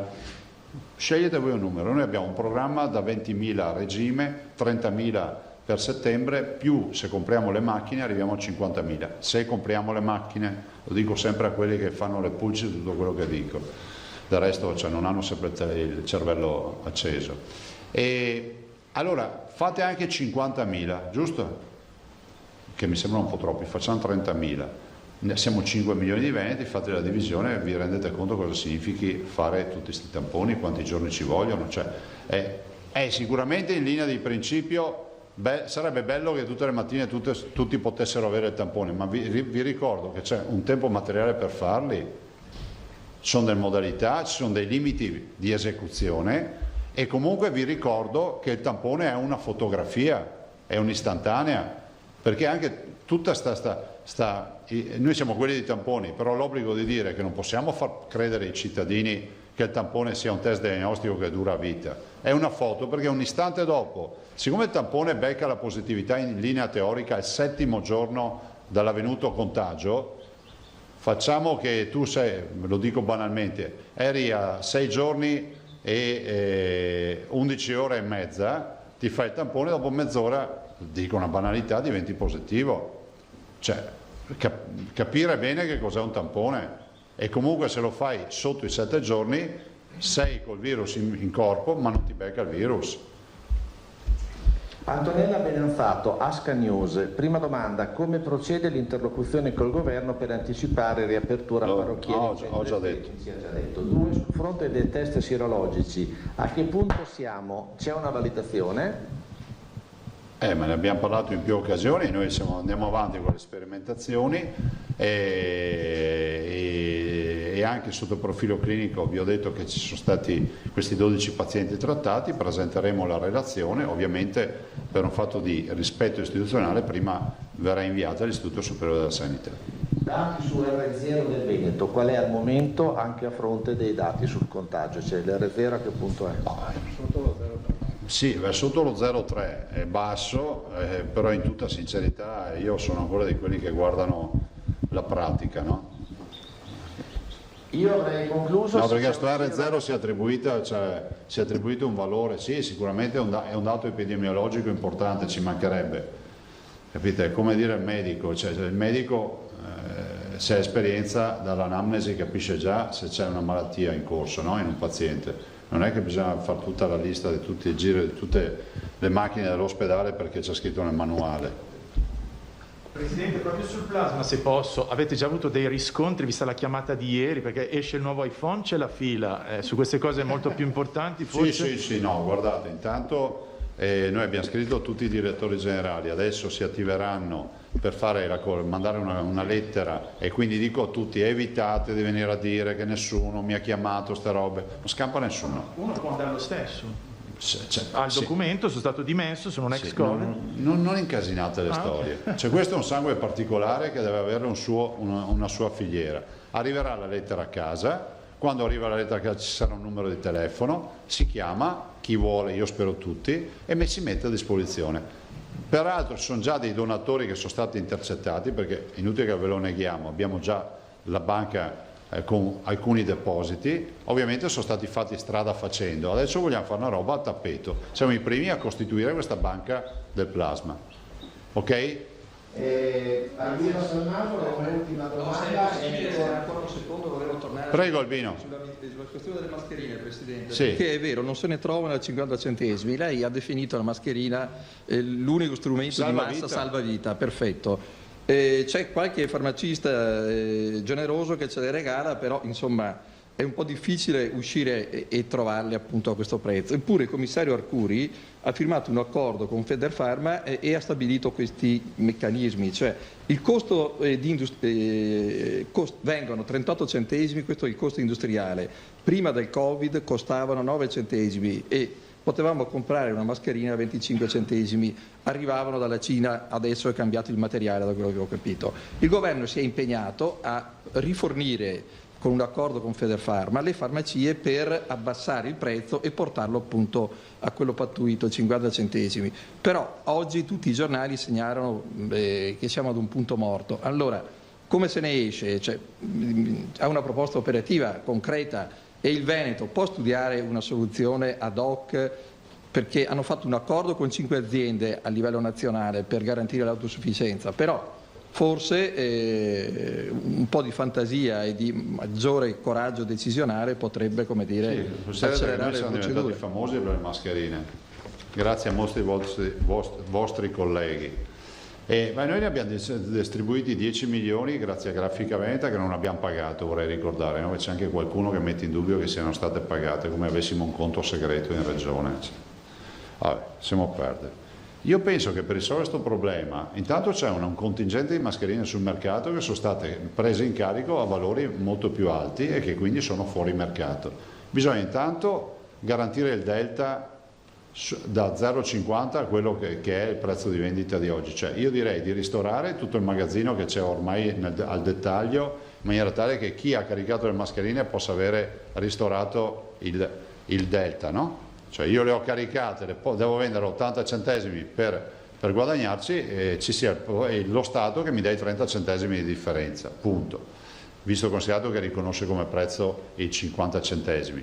E dopodiché bisogna spingere, però guardate che la produzione nazionale di questi dispositivi, che è strategica, non prescinde dal fatto che si paghi e si sostenga la produzione da un punto di vista finanziario. È impossibile pensare che ci siano aziende che possano restare sul mercato nel momento in cui si aprirà tutte le frontiere e torneranno ad arrivare le mascherine chirurgiche cinesi o asiatiche che costano molto meno, hanno costi di vendita sul mercato, prezzi di mercato che sono inferiori ai costi di produzione italiani, questa è la verità. Rete Veneta, Antena 3, poi chiudiamo. Sì, Presidente, mi scusi, continuano ad arrivarci parecchie telefonate per chiedere quando si effettueranno i tamponi ai lavoratori dei supermercati. Ma quello era un progetto sperimentale e oggi siamo concentrati su altri fronti che sono quelli degli ospedali, che sono quelli di molte imprese. Segnalerò anche questo aspetto, segnalerò anche questo aspetto. So che il professor Crisanti voleva fare dei tamponi, non so se abbia iniziato sul fronte dei supermercati. Ecco, poi un'ultima cosa, all'inizio lei ha parlato dei podisti.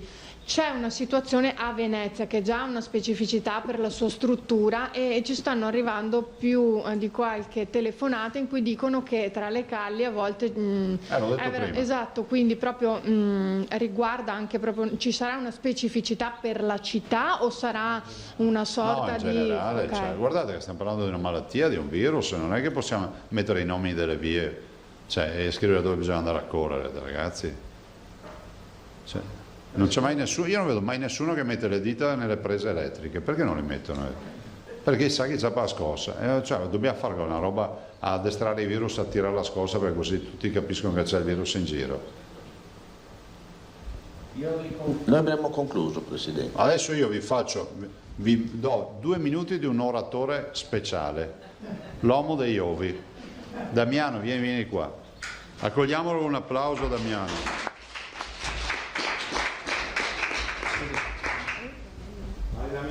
Allora volevo fare solo un saluto. Prego.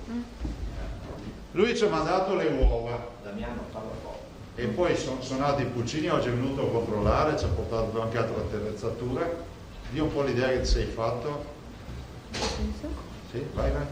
No, che Vicino al microfono. sono venuto qua e niente, ho portato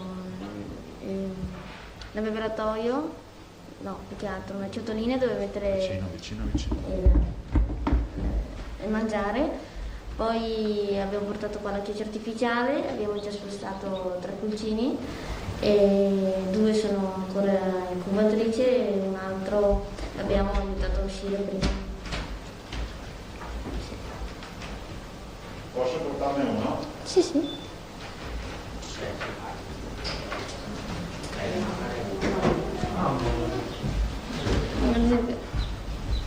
Penso proprio che sia una blu ramato questa. Bisogna parlare forte. Penso che sia una blu ramato. Eccolo. Questo è uno dei tanti pulcini che sono nati. Quanti pulcini hai a casa? 13. Come ti è venuto in mente di spedirne gli ovi? Vicino al microfono. No, non so, cioè, anch'io volevo fare una donazione e quindi ho pensato di donare delle uova, ecco. E ce ne ha date 30? 24. 24 uova. Allora. Guarda che bello, siamo un batuffolo. Bene, grazie. Vuoi dire qualcos'altro? Dai un consiglio ai tuoi coetanei sull'allevamento dei pulcini. Vale la pena di fare questa esperienza? Sì. Ma la mamma ti sgrida? No. Adesso dovete sapere che Damiano fa anche i tutorial su internet e spiega come affrontare il tema dell'allevamento del pulcino. Sì, non è facile.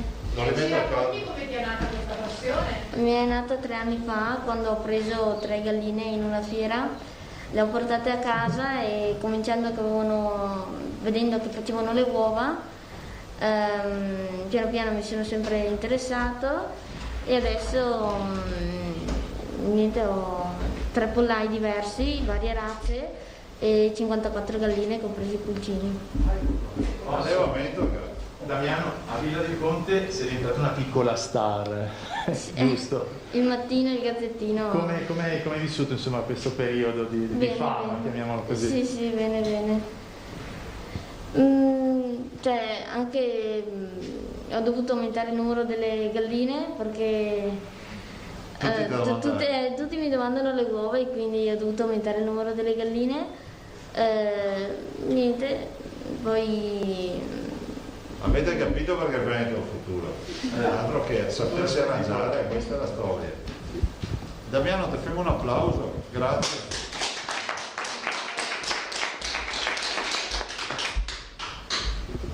Grazie a tutti, buongiorno. Grazie. Damiano è tutto vostro. Rientriamo in studio con questo finale diverso dal solito. Il piccolo Damiano che aveva donato le uova al governatore Zaia ancora un mese fa all'incirca. Una conferenza stampa molto più breve del solito perché c'è in ballo questo tavolo con le regioni e il governo per definire il nodo delle riaperture. Zaia lo ha ribadito, noi siamo pronti, il Veneto è pronto a ripartire anche l'11 di maggio, tutte le categorie merceologiche senza nessuna distinzione, però ribadisce il governatore del Veneto, serve coordinarsi con il governo perché il rischio è quello di fare la fine della Calabria, quindi di vedersi impugnata l'ordinanza, il decreto davanti al TAR, al Tribunale Amministrativo. Testuali parole, ha detto Zaia, deve decidere il governo. Vedete che la Calabria, che è andata oltre, ora ha problemi con il ricorso al TAR. Per riaprire ci vuole l'ok da Roma. Quindi il governatore ha ribadito che non ci sarà nessuna fuga in avanti da questo punto di vista del Veneto, anche perché sarebbe con ogni probabilità illegittima dal punto di vista giuridico. Un attacco particolarmente duro è stato rivolto ai social, a quei leoni da tastiera che diffondono, ha detto Zaia, fake news. Il 90% dopo la denuncia, viene a piangere, chiedere scusa, devono smetterla e vanno comunque puniti. Si è tornati poi sul discorso della banca del sangue che è stato annunciato ieri, quindi utilizzare il sangue dei guariti da Covid-19 per curare i malati attraverso gli anticorpi contenuti appunto nel plasma. Il nodo dei tamponi, si sono superati i 400.000 tamponi, la quota del Veneto è doppia rispetto a quella del Nord Italia ed è la più alta a livello internazionale. Il tema resta caldo, con l'obiettivo di incrementarli e incrementare la quota giornaliera. Questo in sintesi è l'intervento di oggi del Presidente Zaia di circa mezz'ora, ma Zaia ha risposto a strettissimo giro di posta e ringrazio anche Ilaria Marchiori per aver posto la domanda sull'idea lanciata pochi minuti prima del collegamento con Marghera dal nostro ospite Guido Pomini della Federmoda di Treviso. Che cosa aveva detto Pomini, che nel frattempo si è ricollegato? Favoriamo l'acquisto di moda made in Italy attraverso dei voucher, sulla falsariga di quello che si sta facendo per il turismo con i buoni vacanza. Il Presidente, e la notizia è stata ripresa da varie agenzie, ha detto: l'idea di favorire il Made in Italy in questi termini è ottima e il Governo deve intervenire. Quindi probabilmente anche questo nodo arriverà sul tavolo delle regioni nel pomeriggio. Pomini, ecco, una reazione a caldo. L'idea quindi è stata appoggiata formalmente dal governatore? Sì, ma devo dire che conoscendolo bene mi aspettavo un suo parere positivo. Oggi tra l'altro la legge sul Made in è molto più stringente rispetto a quella che un po' di acqua la faceva di qualche anno fa, quindi un voucher a favore della filiera Made in Italy è un voucher che diciamo che resta veramente all'appannaggio della filiera italiana, così come per quella del turismo. Quindi io credo che ha ragione il governatore, la discussione deve essere portata a Roma, ma insomma avere un territorio che pone delle buone idee e che queste possano essere trasferite a Roma come aggiunta alla discussione per trovare delle buone pratiche è il compito che credo spetti anche una Federmoda provinciale come la nostra. L'abbiamo lanciata, ci fa piacere che questa cosa sia stata intanto recepita favorevolmente dal governatore e spero che entri in un dibattito che possibilmente possa dare già un'idea di massima già per il 18 di maggio, giorno in cui sicuramente riapriremo, poi ci auguriamo prima ovviamente. Certo, e questa di fatto è anche un po' la linea che è stata ribadita questa mattina dai sottosegretari veneti al governo, quindi si sta andando verso il sereno, c'è una ritrovata concordia forse anche tra regione e governo, questo aiuta o no? Beh sì, aiuta perché soprattutto nella fase iniziale della pandemia c'erano state qualche difficoltà di comunicazione che non ha aiutato a tutti noi a recepire bene anche le ordinanze, a capire bene qual era il nostro comportamento. A maggior ragione oggi che devono esserci regole chiare, come diceva prima anche Zaia, cioè devono essere regole di buon senso, facilmente applicabili, poi sta a ognuno di noi, no? Come diceva lui, non mettere le due dita dentro la spina elettrica perché sappiamo che questo, ci porta del male.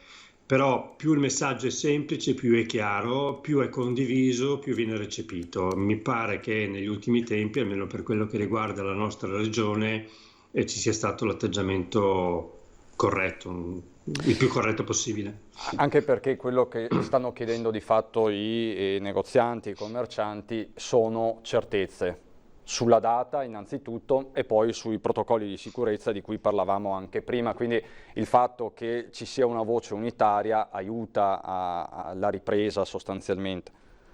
Sì, assolutamente. Noi, guardi, alla fine forse che non chiediamo poi così tanto, chiediamo certo un aiuto economico, ma soprattutto chiediamo certezza di ciò che potremo fare dal 18 in poi. E poi come sempre gli imprenditori di questo settore, ma insomma tutti gli imprenditori italiani, quelli più piccoli, ci metteranno tanto del loro per superare anche questo momento difficile. Un quadro chiaro è la cosa migliore di cui abbiamo bisogno. Un'ultima battuta, Certo. Pomini, abbiamo parlato oggi appunto di Made in Italy.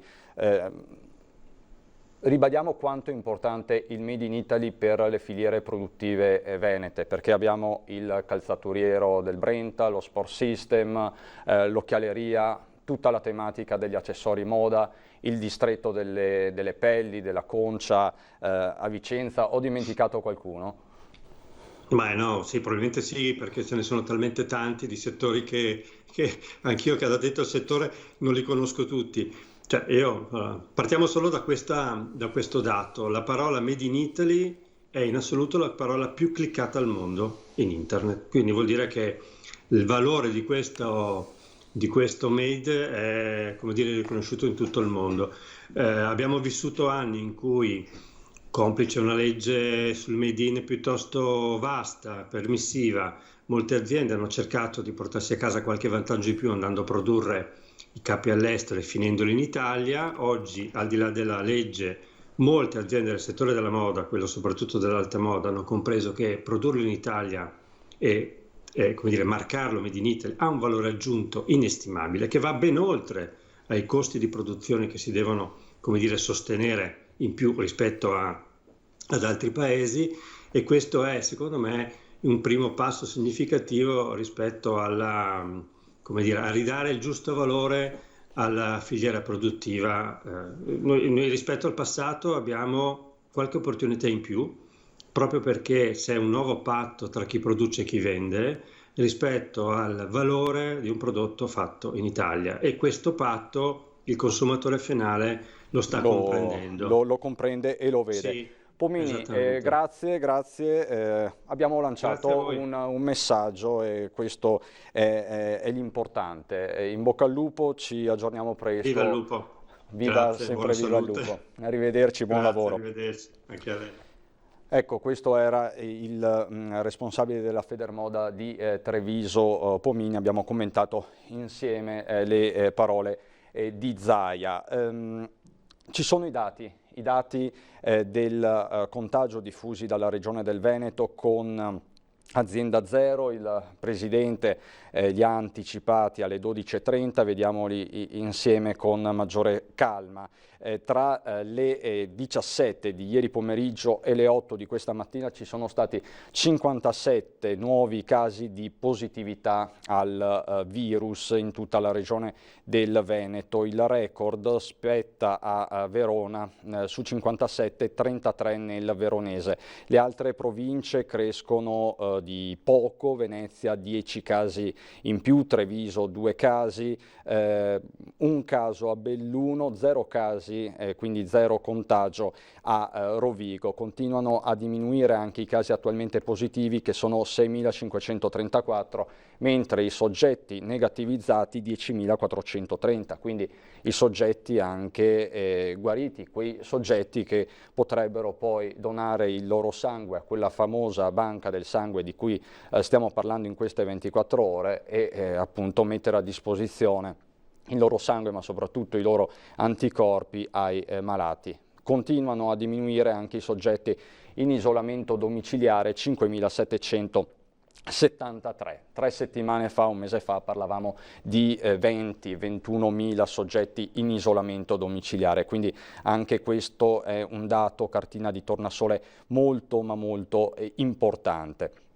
Ci sono comunque 4 decessi registrati per l'appunto nella notte, uno all'ospedale Borgo Roma di Verona, uno al Borgo Trento sempre di Verona, uno all'ospedale Covid di Vittorio Veneto, l'altro invece all'ospedale di Dolo, per un totale per l'appunto di 4 decessi. Continuano a diminuire lo vedete, i pazienti ricoverati in area non critica, meno 18 unità, siamo a 872 pazienti ricoverati, comunque una cifra, un numero importante e significativo. Continuano a diminuire gradualmente anche i posti letto occupati nelle terapie intensive, 2 unità in meno. Siamo a 87 posti letto occupati, anche questo se guardiamo a 3 settimane fa sfioravamo i 400 posti letto occupati. C'è un decesso da registrare, un altro all'ospedale di comunità di Belluno, sempre nella notte. Questa quindi è la situazione, questi sono i numeri. C'è poi un'altra iniziativa che parte dal mondo imprenditoriale con questa alleanza pubblico-privata sullo screening, dispositivi di protezione individuale distribuiti in massa, tamponature diffuse della popolazione per isolare gli asintomatici, test seriologici, diagnostica precoce. Questi capisaldi alla base del contenimento dell'epidemia in Veneto, e questo è il modello di riapertura in sicurezza da implementare nella fase 2, un'alleanza tra pubblico e privato che vede insieme Regione del Veneto, Croce Rossa Italiana, Assindustria Veneto Centro, i vari imprenditori poi della Confindustria di Vicenza, Fondazione Cassa di Risparmio di Padova e di Rovigo, Union Camere del Veneto, che hanno deliberato il sostegno e il cofinanziamento di questo piano per la sicurezza per un importo complessivo di 300.000 euro, con un contributo 75.000 euro ciascuno. Quindi anche qui le categorie economiche del Veneto si stanno prendendo avanti per l'ulteriore riapertura e per quella che già è in essere dal 4 di maggio, quindi da lunedì. Sono in attesa di capire se c'è il collegamento con Ilaria Marchiori da Venezia. C'è Ilaria per caso? No. Perfetto, allora non c'è ancora Ilaria Marchiori, mi collego quindi con i nostri due nuovi ospiti, che sono Giacomo Sala e Mauro Di Maggio da Montebelluna. Sono personal trainer e titolari di una palestra sia di CrossFit che di attrezzi, quindi di una palestra classica. Buongiorno Giacomo, buongiorno Mauro. Buongiorno Cristiano. Buongiorno. Eccoci. Buongiorno. In questi giorni abbiamo parlato di tante categorie, quindi prima eravamo insieme al presidente della Federmoda di Treviso, che ha un negozio di abbigliamento. Voi invece rappresentate il mondo dello sport, il mondo del fitness, delle palestre e delle attività poi sportive di gruppo. Chiedo a te Giacomo, com'è la situazione, tu che sei appunto cotitolare della palestra Strength Farm di Montebelluna accanto a Mauro, com'è la situazione, come vi ha coinvolto questo lockdown, che contraccolpi ha avuto per il mondo del fitness? Beh, sicuramente in questo momento noi siamo completamente fermi dal punto di vista degli accessi all'interno della nostra struttura, come ha fermato qualsiasi tipo di attività sportiva. Quindi noi siamo semplicemente in attesa di avere delucidazioni su quali potranno essere i metodi e i tempi di riapertura per quanto riguarda il nostro tipo di attività. Noi abbiamo provato comunque ad ingegnarci nel frattempo per continuare a mantenerci in contatto con i nostri clienti e provare anche a raggiungere altre persone che prima non facciano parte del nostro pacchetto di clienti.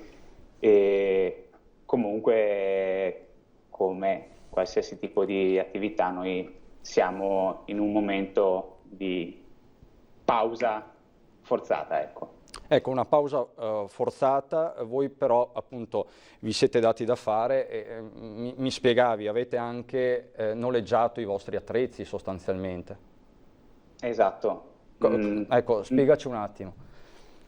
Noi abbiamo una palestra di CrossFit, siamo partiti come palestra di CrossFit principalmente, quindi tutta la nostra attrezzatura è attrezzatura abbastanza mobile e portabile, quindi siccome sarebbe stata ferma fino al momento della riapertura per cercare di tirare un po' di acqua al nostro mulino. Abbiamo affittato kit formati da bilancieri, manubri, dischi, in modo che anche le persone che avevano la necessità e comunque la voglia di allenarsi pure a casa, si sono portati a casa un pezzetto della nostra palestra. Quindi vi siete veramente ingegnati. Mauro, chiedo a te, che cosa ha rappresentato questo lockdown per il mondo delle palestre, per voi personal trainer, che è una situazione del tutto inedita, anche perché nel vostro caso il CrossFit è uno sport di gruppo, uno sport anche un'attività motivazionale, ci si motiva a vicenda, siete passati da appunto una logica di gruppo ad una logica virtuale, a un approccio individuale. Come hai vissuto questa transizione? Allora, sicuramente è un momento abbastanza pesantino per questo tipo di attività. Diciamo che è vero che ci si è dovuti ingegnare con l'attività online, però ci rendiamo conto che è un palliativo, è qualcosa per temporeggiare.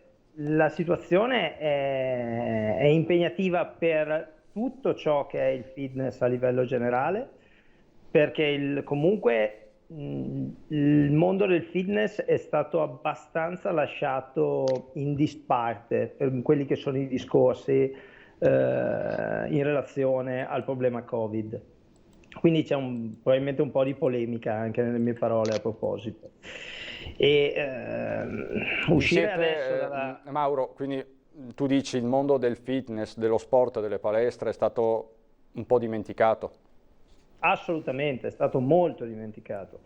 Nessuno allo stato attuale delle cose sa come si dovrà riaprire, quando si dovrà riaprire, in che modalità. Adesso ogni giorno saltano fuori date nuove da fonti, chiaramente ognuno dalla sua fonte diversa, metrature da rispettare, cioè è tutto molto ancora buttato in aria. E ripeto, nessuno si aspettava una tempesta di questo tipo, però bisogna far fronte. Cioè, noi abbiamo fatto dei video online per far fronte alla situazione, chi di dovere doveva far fronte in altra maniera, probabilmente prendendo in considerazione anche queste realtà che soffriranno e continueranno a soffrire anche a questo punto nel momento della riapertura, per chi riuscirà a riaprire. Mauro, come immagini l'allenamento del futuro, dell'immediato futuro, una volta che si potrà riaprire i battenti? Allora, immagino una situazione a metà ibrida tra quella che è adesso e quella che era prima, nel senso che tutto dipenderà appunto dalla normativa che verrà data sulle entrate presumibilmente contingentate e sulle metrature che dovranno essere rispettate. Quindi penso che il lavoro online continuerà ad essere ormai parte integrante del nostro tipo di lavoro e sperando piano piano di riuscire però a ricostruire anche un lavoro direttamente in struttura. Vedremo come, perché no? Ripeto, attualmente non è dato sapersi. E Giacomo, si pone un problema di responsabilità poi per i titolari dei negozi e delle palestre. Questo aspetto collegato per l'appunto ai profili di responsabilità vi preoccupa?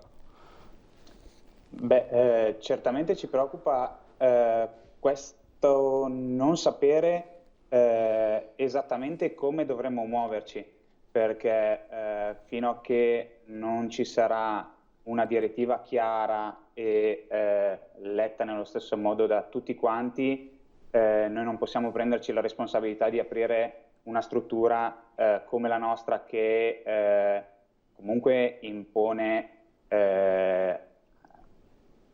passaggio di tanta gente per poi rischiare di essere sanzionati. Quindi noi ci stiamo anzi adoperando per creare delle nuove vie di passaggio per riuscire a evitare determinati assembramenti.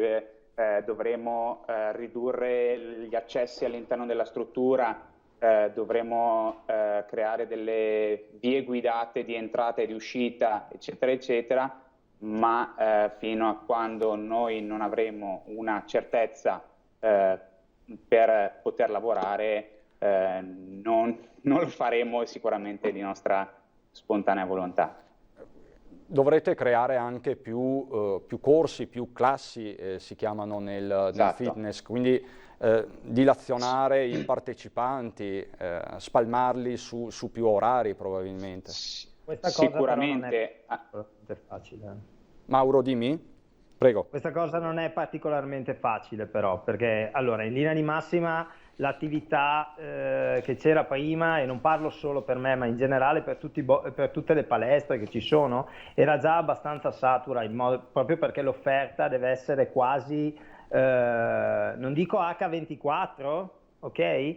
Però se noi valutiamo nel periodo in cui tenevamo aperto, quindi dalle 6 del mattino circa alle 11 di sera, venivano offerti dalle 9 ai 10 corsi, ok?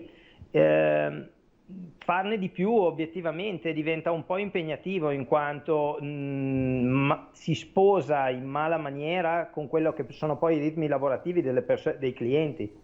Cioè una persona non penso che possa permettersi di uscire da lavoro a una qualsiasi ora per poter venire in palestra, quindi gli orari relativi ai corsi non è che possono diventare di più per poi avere dei corsi vuoti obiettivamente, e questo è il vero problema, il fatto che le entrate contingentate e i corsi, che purtroppo dovranno essere anche a numero ridotto, creano una difficoltà di gestione sia della clientela dal punto di vista umano e poi vabbè a cascata anche poi una problematica dal punto di vista economico, perché se io faccio entrare 10 persone posso farne pagare 10, tutto qua.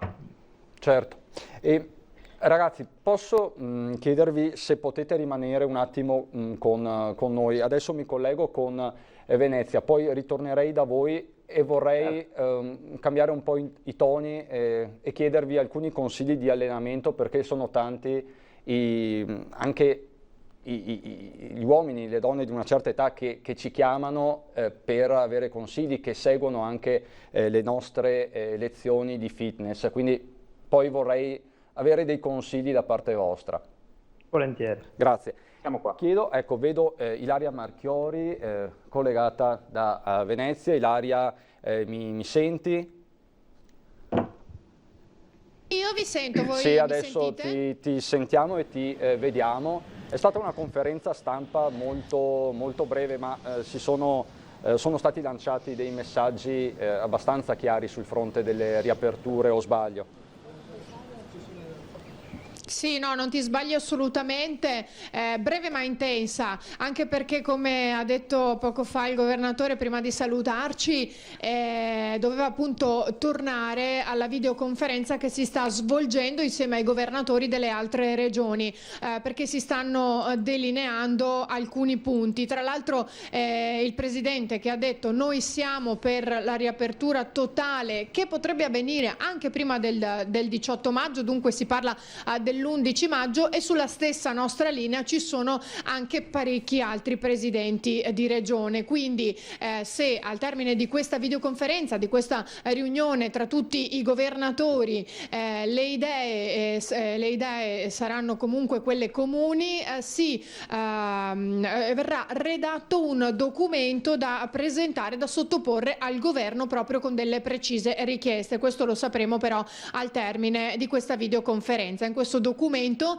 tra le linee guida, insomma, tra le richieste principali ci sarà quella della riapertura totale prima del 18 maggio, e quindi ovviamente con tutte le regole da rispettare, le regole del caso, le regole della sicurezza, le regole delle mascherine, della distanza, insomma tutto verrà sottoposto al governo, ma con questa precisa richiesta, ovvero di poter riaprire prima. Questo per non andare soprattutto a penalizzare determinate categorie, come appunto è successo, e ovviamente riguarderà anche gli stabilimenti balneari, perché il governatore ha detto: per noi la data del 1° giugno è davvero impensabile, l'ha definita per noi un'era glaciale, troppo tardi, e quindi la richiesta sarà appunto quella di poter riaprire anche gli stabilimenti balneari prima del 1° giugno. Non ci resta che capire quali saranno i contenuti di questo documento, ma soprattutto quale sarà la risposta del governo. In apertura della sua conferenza oggi poi ha parlato anche dei podisti, perché ci sono giunte varie segnalazioni da varie province della nostra regione, in particolare ne abbiamo avute parecchie anche proprio da Venezia, dove appunto si creano questi affollamenti. Già succedeva, lo sappiamo, era uno dei problemi principali quando c'erano i milioni di turisti in giro per la città. Continua a succedere all'interno delle calli, ci sono appunto questi avvicinamenti tra chi passa, passa dai due lati, e capite bene che con la corsa, con chi sta correndo con la mascherina abbassata, a quel punto è difficile anche spostarsi e anche attuare la distanza di 1 metro. Quindi anche per questo, quindi anche per quella che è la specificità della città di Venezia, ma poi per tutte le altre città in cui ci possono essere questi incroci, il governatore ha detto che si farà un provvedimento specifico, dunque proprio per chiedere il massimo rispetto delle regole da parte dei podisti. Questo è molto importante, perché si erano create proprio delle polemiche in tal senso dopo l'ultima ordinanza che è stata emanata dal governatore Zaia.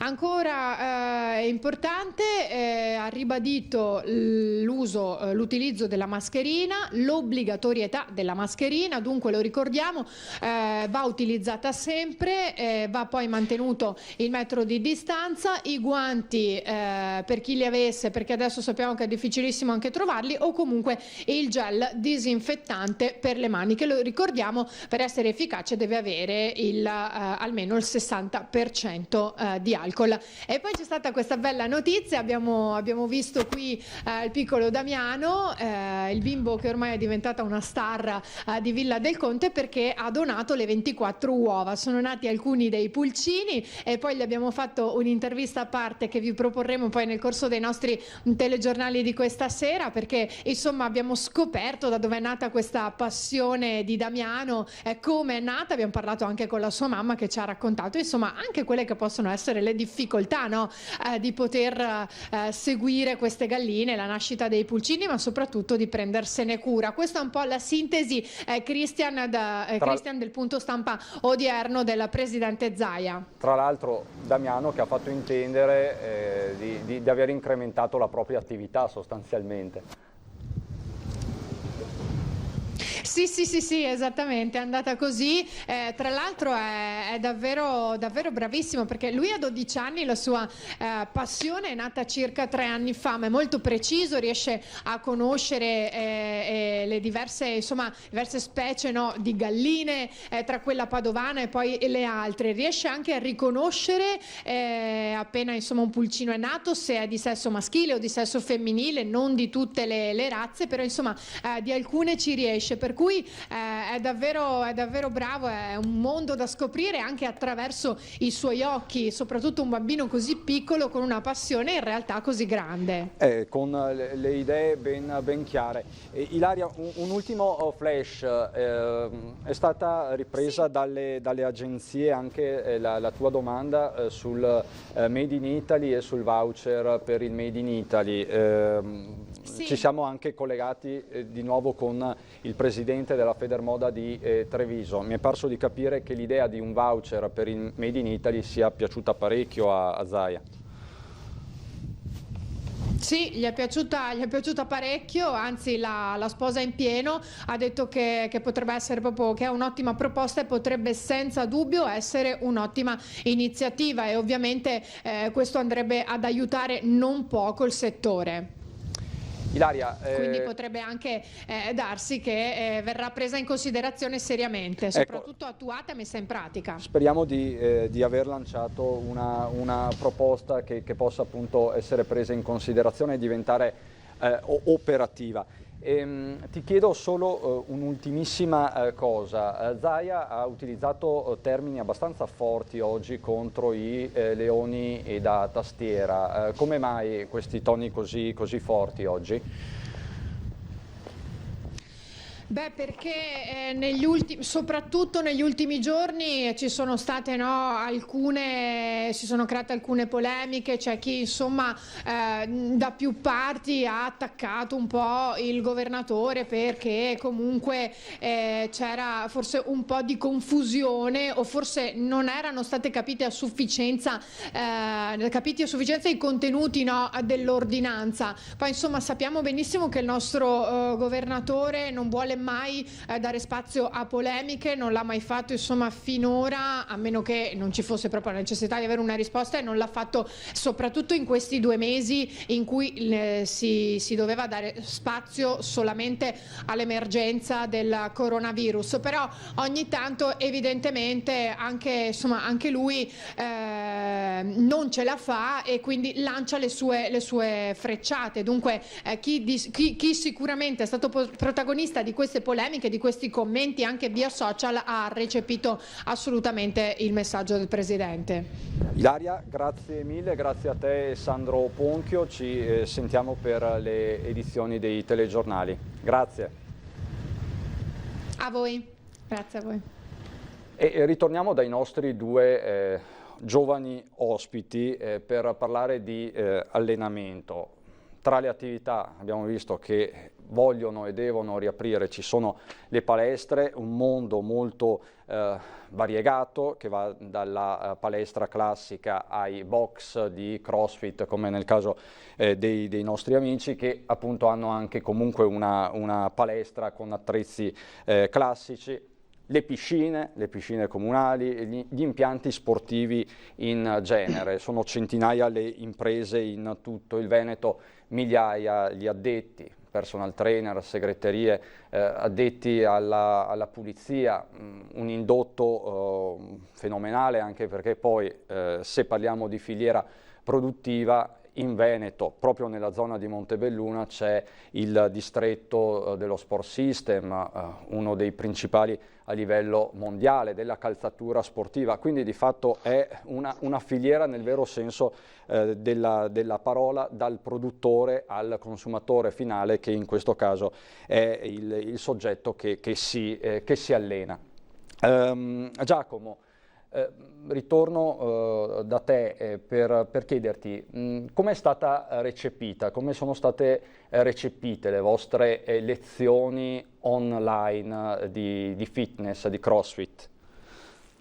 Beh, sicuramente abbiamo fatto un lavoro abbastanza importante per cercare di coinvolgere le persone, e fin dall'inizio abbiamo avuto molto seguito, perché prima di tutto, come diceva anche Mauro prima, nel nostro lavoro c'è un aspetto importante dal punto di vista umano, e quindi subito i nostri clienti, i nostri soci hanno subito iniziato a seguirci assiduamente e spronarci anche a continuare a farlo. Oggi abbiamo registrato la 51esima puntata del nostro piccolo format che abbiamo ribattezzato Quarantine WOD, e inizialmente c'era più entusiasmo anche da parte nostra, poi ultimamente ci siamo un attimo seduti, però le persone continuano a seguirci e aiutarci nel continuare a farlo. Dopodiché abbiamo prodotto un nuovo format in versione contest, però preferisco che ne parli Mauro, anche perché è stato lui a spingere per farlo. Allora Mauro, spiegaci come è nata questa iniziativa e in che cosa consiste. Allora, fondamentalmente è un'iniziativa in cui vengono proposte 6 settimane di lavoro per iniziare, ok? Totalmente a corpo libero, in quanto devono poter essere sostenute anche in casa senza nessun tipo di attrezzatura, adattabile ad ogni tipo di persone, ad ogni tipo di preparazione o problematica fisica, ed accompagnate a una forma molto base di coaching nutrizionale, in quanto noi non possiamo permetterci di fare chiaramente delle diete, perché nessuno di noi è preposto a farlo, però si parla solo di una vero e proprio coaching nutrizionale, quindi un insegnamento nel gestire quelle che sono le abitudini alimentari al fine di un miglioramento della performance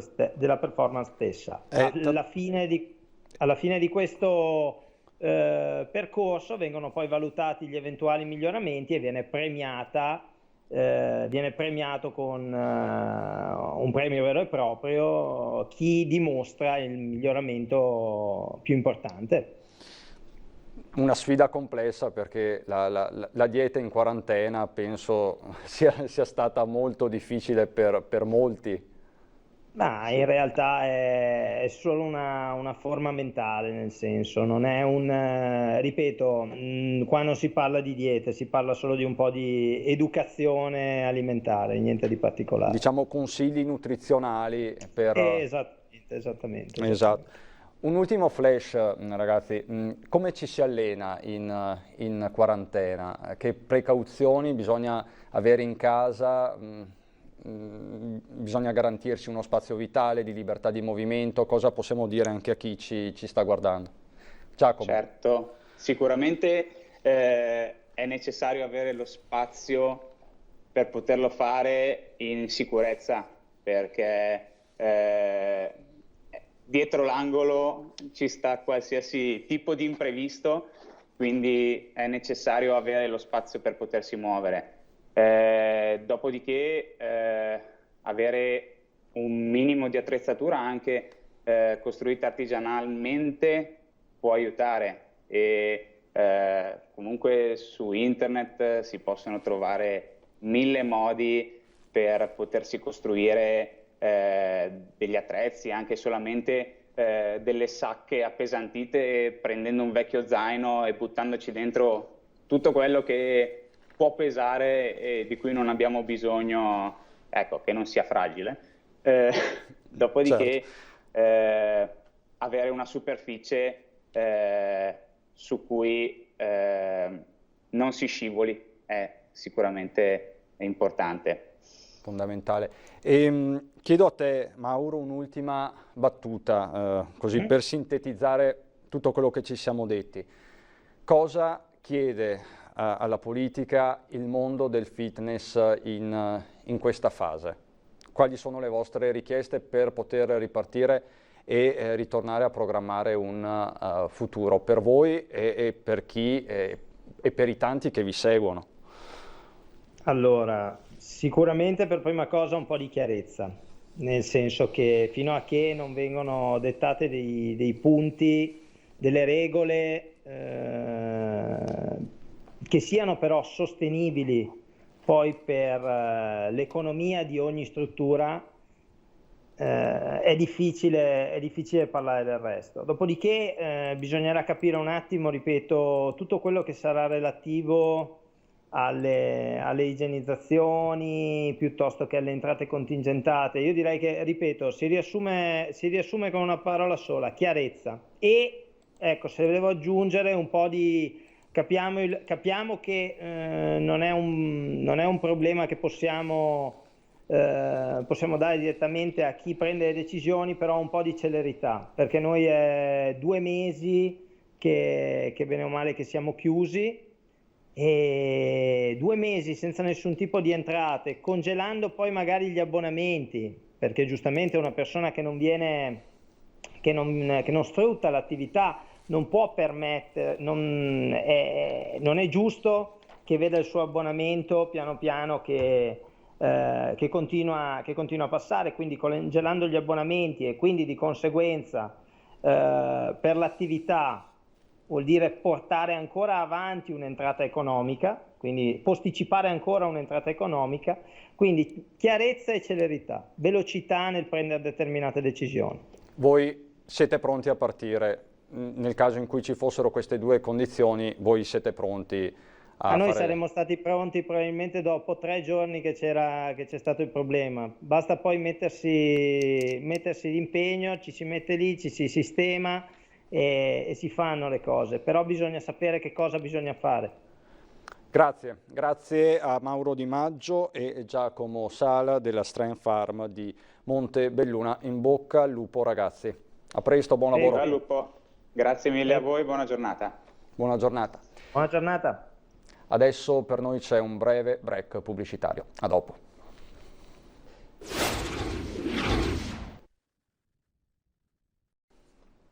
Di nuovo in diretta, di nuovo insieme per parlare di questa fase 2 di riaperture. Il tema è inevitabile, è all'ordine del giorno ed è ovviamente sul tavolo della trattativa tra Regione e Governo. Ci sono diverse aperture da parte dell'esecutivo nazionale, lo abbiamo sentito stamattina dai sottosegretari veneti del Partito Democratico, Martella, Variati, Baretta. Abbiamo sentito poi anche lo stesso governatore Zaia con toni molto collaborativi. Si sta procedendo, si sta andando avanti, proprio in questi minuti si sta svolgendo in modalità ovviamente online un tavolo fra le regioni per concordare una linea. Insomma, la questione è assolutamente aperta e le prossime ore questa volta per davvero dovrebbero essere decisive. A ragionare di riapertura però non è solo il mondo economico, è anche il mondo religioso. Nei giorni scorsi abbiamo sentito diversi moniti da parte della Chiesa a livello regionale, da parte del Patriarca Moraglia, da parte del Vescovo di Chioggia, che è stata una delle voci più critiche per certi versi. Per tutti gli aggiornamenti del caso siamo in linea con il nostro Lorenzo Maier. Buongiorno Lorenzo. Ciao Cristian, buongiorno a tutti voi. Ecco, che aggiornamenti ci puoi dare dal fronte ecclesiastico? Allora, dal fronte ecclesiastico posso dirvi che proprio pochi minuti fa è arrivata anche al Patriarcato di Venezia la notizia che il Premier Giuseppe Conte con il segretario della Conferenza Episcopale Italiana, il Cardinale Gualtiero Bassetti, hanno firmato un protocollo che prevede l'avvio delle celebrazioni liturgiche, che tutto procederà per il meglio, da lunedì 18 maggio. Occorre però un attimo addentrarsi nei contenuti del protocollo, perché non è uno vero e proprio via libera, ma bensì è stato stabilito che se in questi 15 giorni non ci saranno più contagi, quindi se la curva continuerà a calare, se appunto il numero di contagi dovrebbe pressoché azzerarsi, da lunedì 18 maggio potranno riprendere le celebrazioni con molte prescrizioni naturalmente, ma sarà una riapertura all'Eucaristia pubblica. Perché è stato scelto la data del 18 maggio? Perché di fatto, essendo un lunedì, si vuole partire per gradi e quindi aprire intanto alle celebrazioni feriali che richiamano un numero di partecipanti inferiore ovviamente rispetto alle domeniche. Quindi se tutto andrà bene ci saranno altre 2 domeniche in cui non si potrà celebrare. Domenica prossima ovviamente il 10 maggio e il 17, in cui l'Eucaristia sarà vissuta per chi vuole davanti alla televisione, comunque non in presenza, e poi dal 24 di maggio si potrà tornare alle celebrazioni domenicali. In Curia è stato fatto dal patriarca Monsignor Francesco Moraglia un incontro con tutti i responsabili degli uffici di Curia, vicari episcopali, già per cominciare a immaginare come potrebbe essere, come potrà essere la fase 2.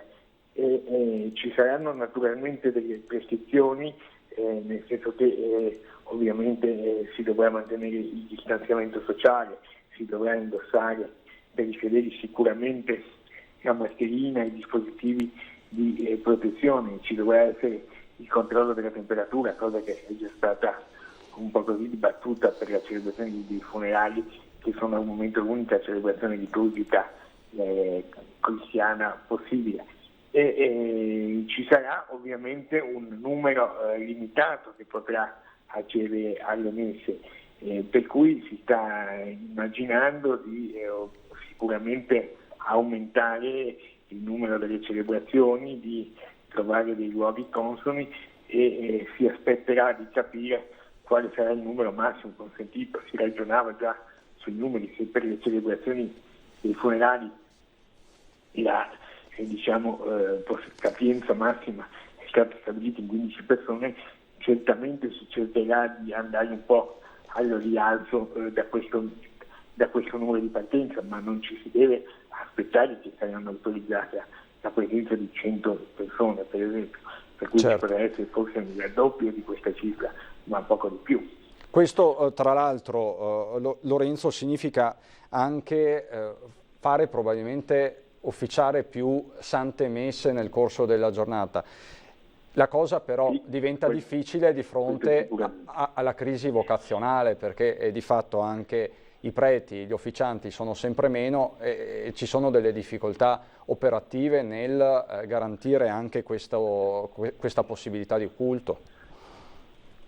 Sicuramente, però credo che certamente sarà talmente importante, insomma, la gioia di poter tornare a celebrare con la presenza di quello che viene definito il popolo di Dio in termine ecclesiastico, che comunque i parroci sicuramente sono già pronti e faranno volentieri uno sforzo e raddoppieranno tutte le energie possibili per assicurare al maggior numero di persone possibili appunto la partecipazione alla messa. È chiaro che ci sarà sicuramente un aumento delle celebrazioni, va di pari passo anche il discorso che se ne è ragionato appunto nella riunione a porte chiuse, che probabilmente ci sarà almeno per il prossimo periodo molto anche non di qualche settimana, ma che potrà essere esteso nel tempo, un utilizzo misto sia della messa in presenza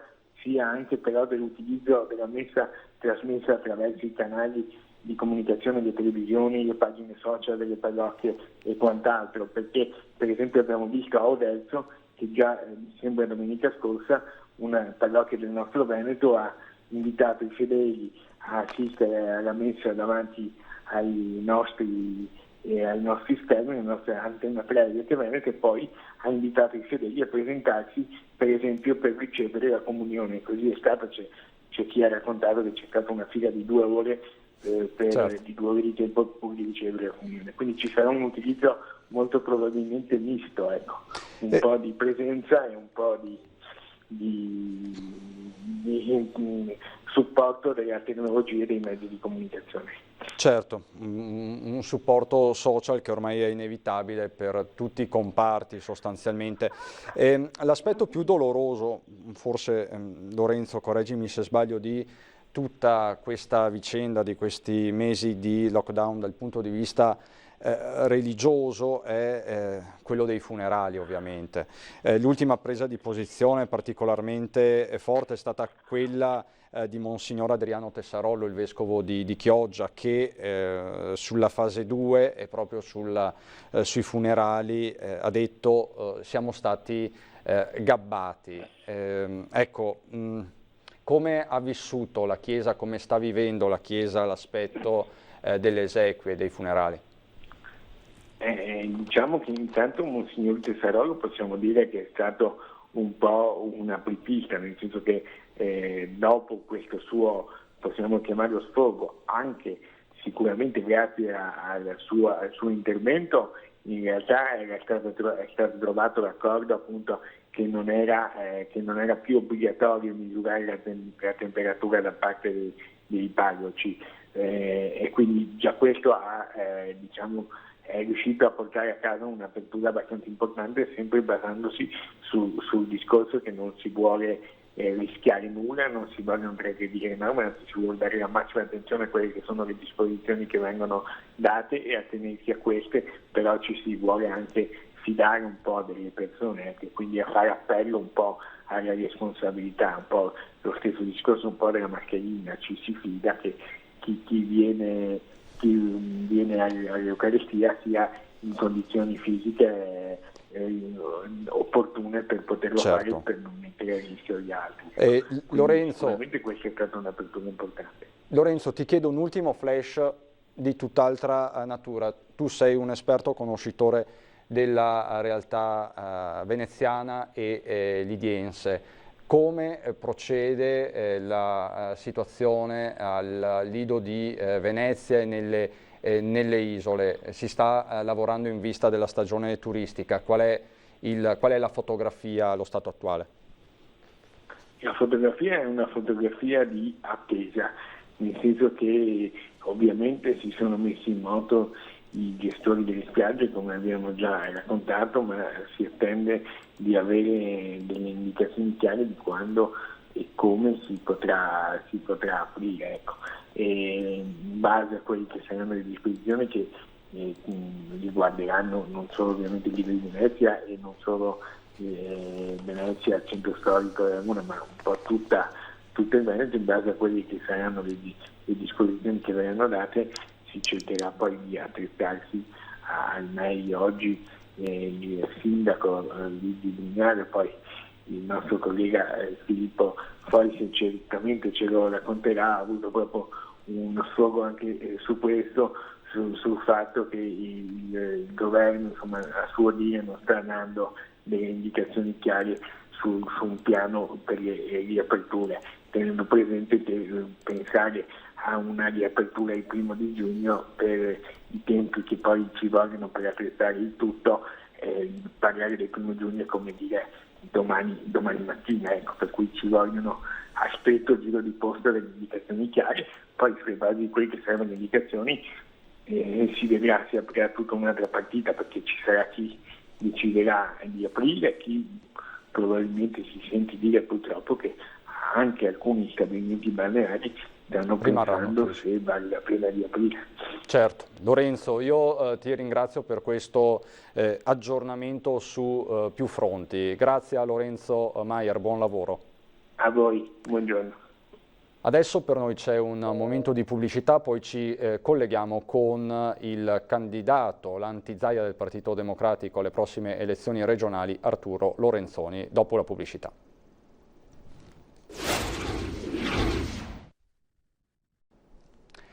Di nuovo in studio, di nuovo in diretta per questa edizione straordinaria, quarto giorno della seconda fase. Il tema del giorno, anzi della settimana, è quello delle riaperture. Ne parliamo adesso, ma parleremo anche di tanto altro con Arturo Lorenzoni, vice sindaco di Padova e sfidante del governatore Zaia per il Partito Democratico alle prossime elezioni regionali. Buongiorno Lorenzoni, grazie per aver accettato l'invito.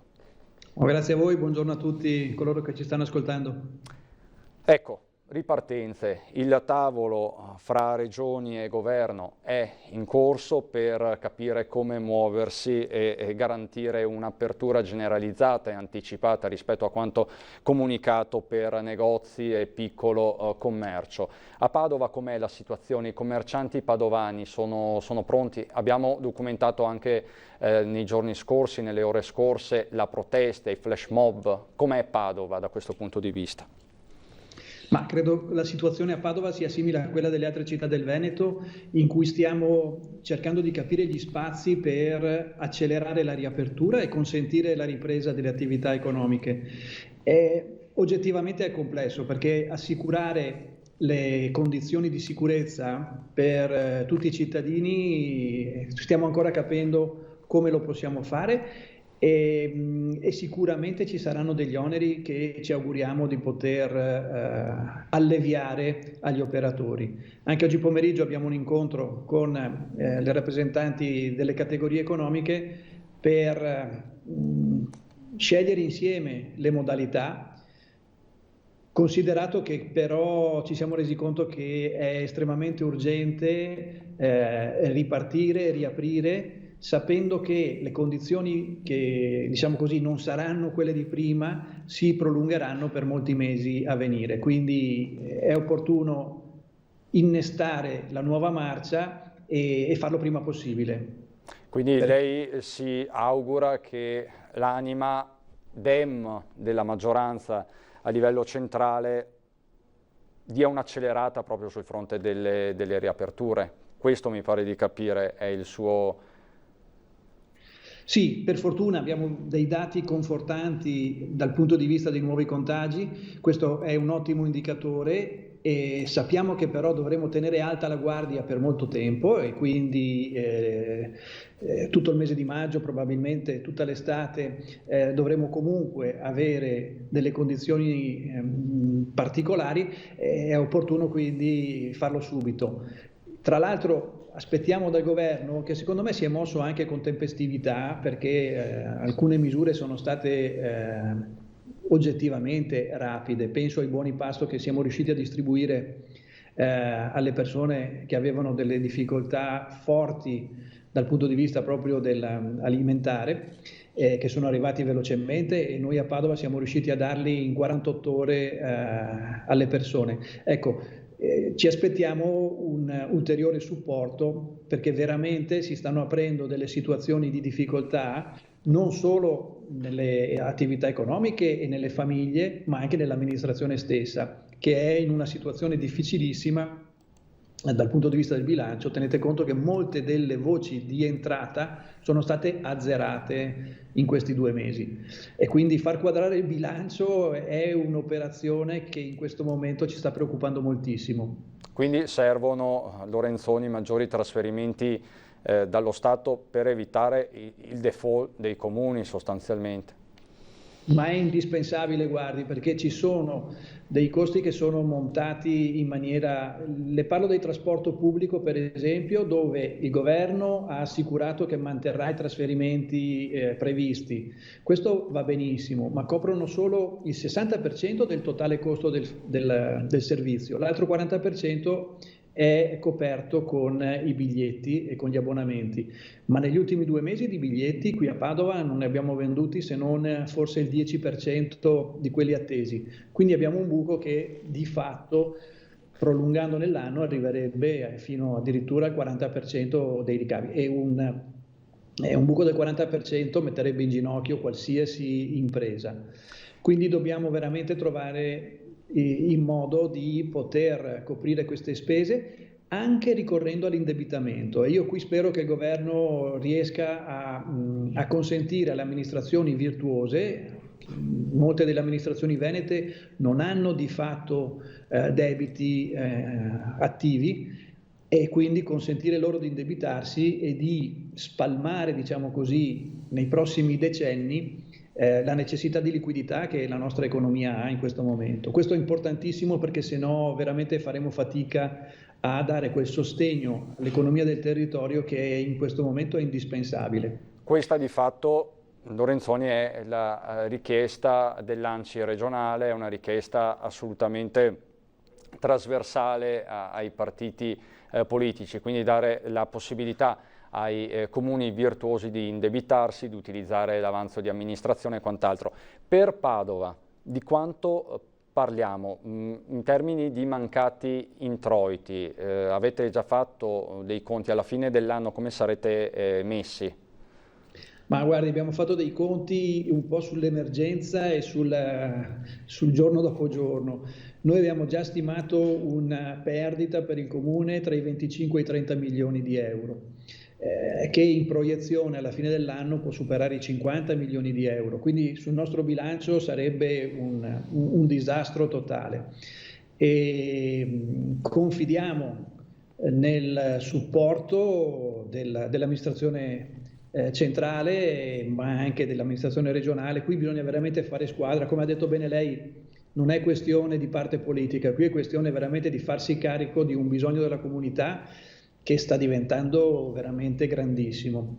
E il timore è proprio quello che, superata l'emergenza sanitaria, intervenga un'emergenza dal punto di vista economico che ci preoccupa veramente almeno altrettanto rispetto a quella sanitaria.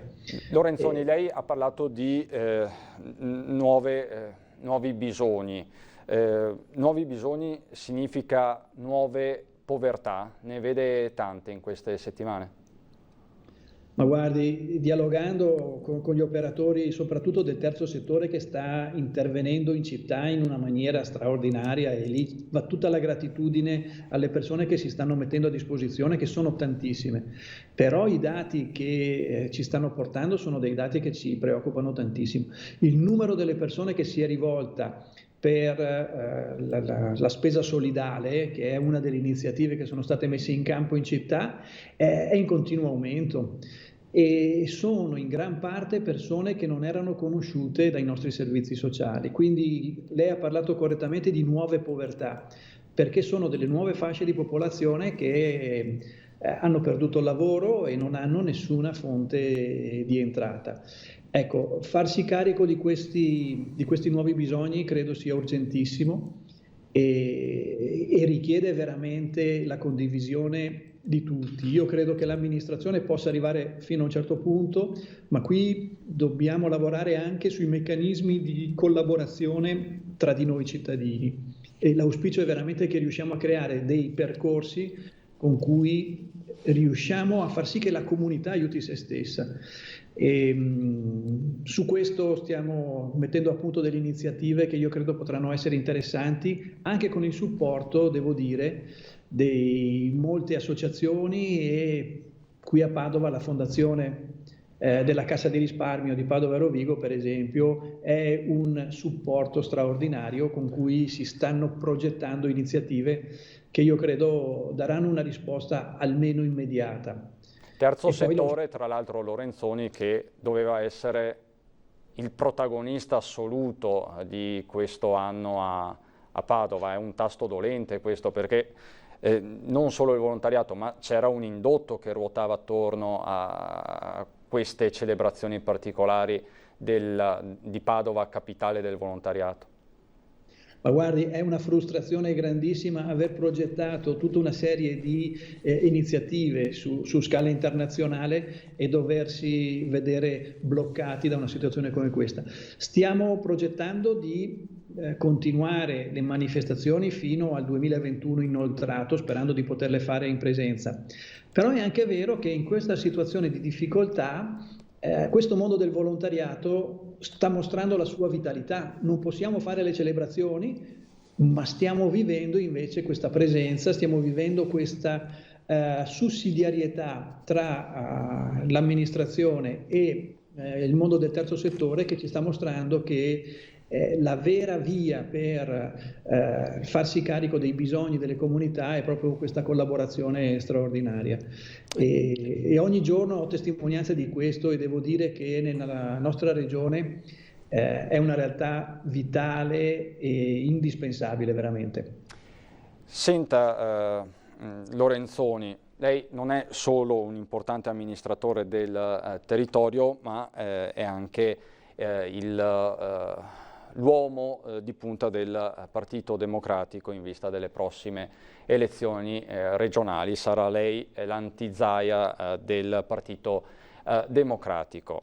Partiamo da quello che sta succedendo in queste settimane. Zaia sta crescendo nel gradimento anche a livello nazionale, sta diventando un avversario sempre più forte da un certo punto di vista. Che margini, che spazi ci saranno in campagna elettorale? Che argomenti saranno utilizzati? Che argomenti lei personalmente utilizzerà? Ma guardi, essere definito l'anti-Zaia non mi piace, nel senso che non sono anti nessuno, piuttosto l'oltre Zaia. Io credo che questo lungo periodo di governo della regione da parte della Lega in qualche maniera abbia fatto il suo tempo e stia mostrando delle crepe che agli osservatori attenti sono chiare. Certamente Luca Zaia ha avuto una grandissima visibilità in questo periodo in cui ha gestito con sicurezza l'emergenza legata al coronavirus e qui lui ha avuto un vantaggio molto grande. Rimangono dal mio punto di vista i limiti appunto in questo governo della Lega, che si è limitato ad una gestione dell'ordinario al di là appunto dell'emergenza degli ultimi 2 mesi, ma non ha mai lavorato su una progettualità di lungo termine. Io vedo la necessità per la nostra regione di concentrarsi su quelli che sono i problemi che conosciamo nella gestione dell'ambiente, facendo una progettualità seria nei territori, una progettualità anche su quelle che sono le fragilità dal punto di vista sociale, la gestione delle persone anziane, delle persone con disabilità. Sono tutti temi su cui nella nostra regione un po' alla volta si è abbandonata quella tradizione che invece era fortissima fino a 25-30 anni fa di presenza sul territorio. Ecco, io credo che noi dobbiamo tornare a lavorare su questi temi, portarli all'attenzione delle persone in questi giorni non è facile, però ecco, se riusciamo a votare dopo l'estate, come mi auspico per il rispetto di tutti i cittadini e per il rispetto di un confronto democratico, io credo che potremo far comprendere alle persone che la Regione Veneto ha bisogno di un governo diverso, ha bisogno di un governo in cui le competenze del mondo scientifico, che è presente in Veneto in maniera forte, non vengono interpellate solo perché le persone iniziano a morire e quindi ci si rivolge all'Università di Padova per capire come venirne fuori, ma ci si deve rivolgere a quella comunità scientifica anche per risolvere problemi che hanno un orizzonte temporale più lungo, ma che sono altrettanto seri, altrettanto gravi, altrettanto capaci di minacciare il nostro benessere e la nostra capacità economica. Penso ai cambiamenti climatici, ma penso a un supporto alle nostre imprese che sono fortissime, ma faticano ancora a lavorare in collaborazione. Quindi, e io quindi credo che la proposta che andiamo a mettere in campo sia efficace da questo punto di vista. Quindi lei, Lorenzoni, non condivide la proposta di Zaia di andare a votare già a luglio? Lei è per il voto in autunno? Ma assolutamente sì, votare in luglio quando sappiamo che fino al 1° giugno non possiamo uscire di casa, e sono grato alla tecnologia che ci consente di essere presenti come in questo momento, ma ovviamente pensare di fare una campagna elettorale, raccogliere le firme per le liste senza poter uscire di casa sarebbe una semplice ratifica dei presidenti attualmente vigenti. Quindi capisco che Di Luca ed Emiliano spingano in questa direzione perché vedono con facilità la loro riconferma. Capisco anche che Luca Zaia voglia passare all'incasso della grande visibilità mediatica che ha ottenuto in questo periodo, ma credo che sarebbe una grave offesa nei confronti dei cittadini non consentire di poter fare almeno un mese e mezzo di campagna elettorale nel senso più sano, nel senso più diretto, più presente del termine. Quindi lei, Lorenzoni, dice tutti i governatori in carica da destra a sinistra vogliono monetizzare l'emergenza, è brutto da dire, ma questo lei sta dicendo.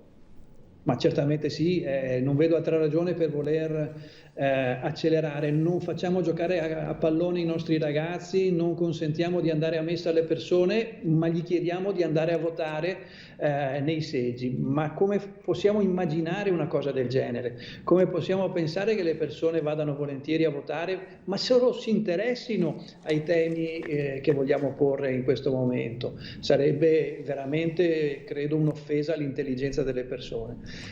Lorenzoni, lei ha delle deleghe importanti, lei è vice sindaco e ha appunto dei referati fondamentali per la città. Lei si sta occupando anche del tram, quindi di tutta questa vicenda complessa che riguarda il cuore della città del Santo.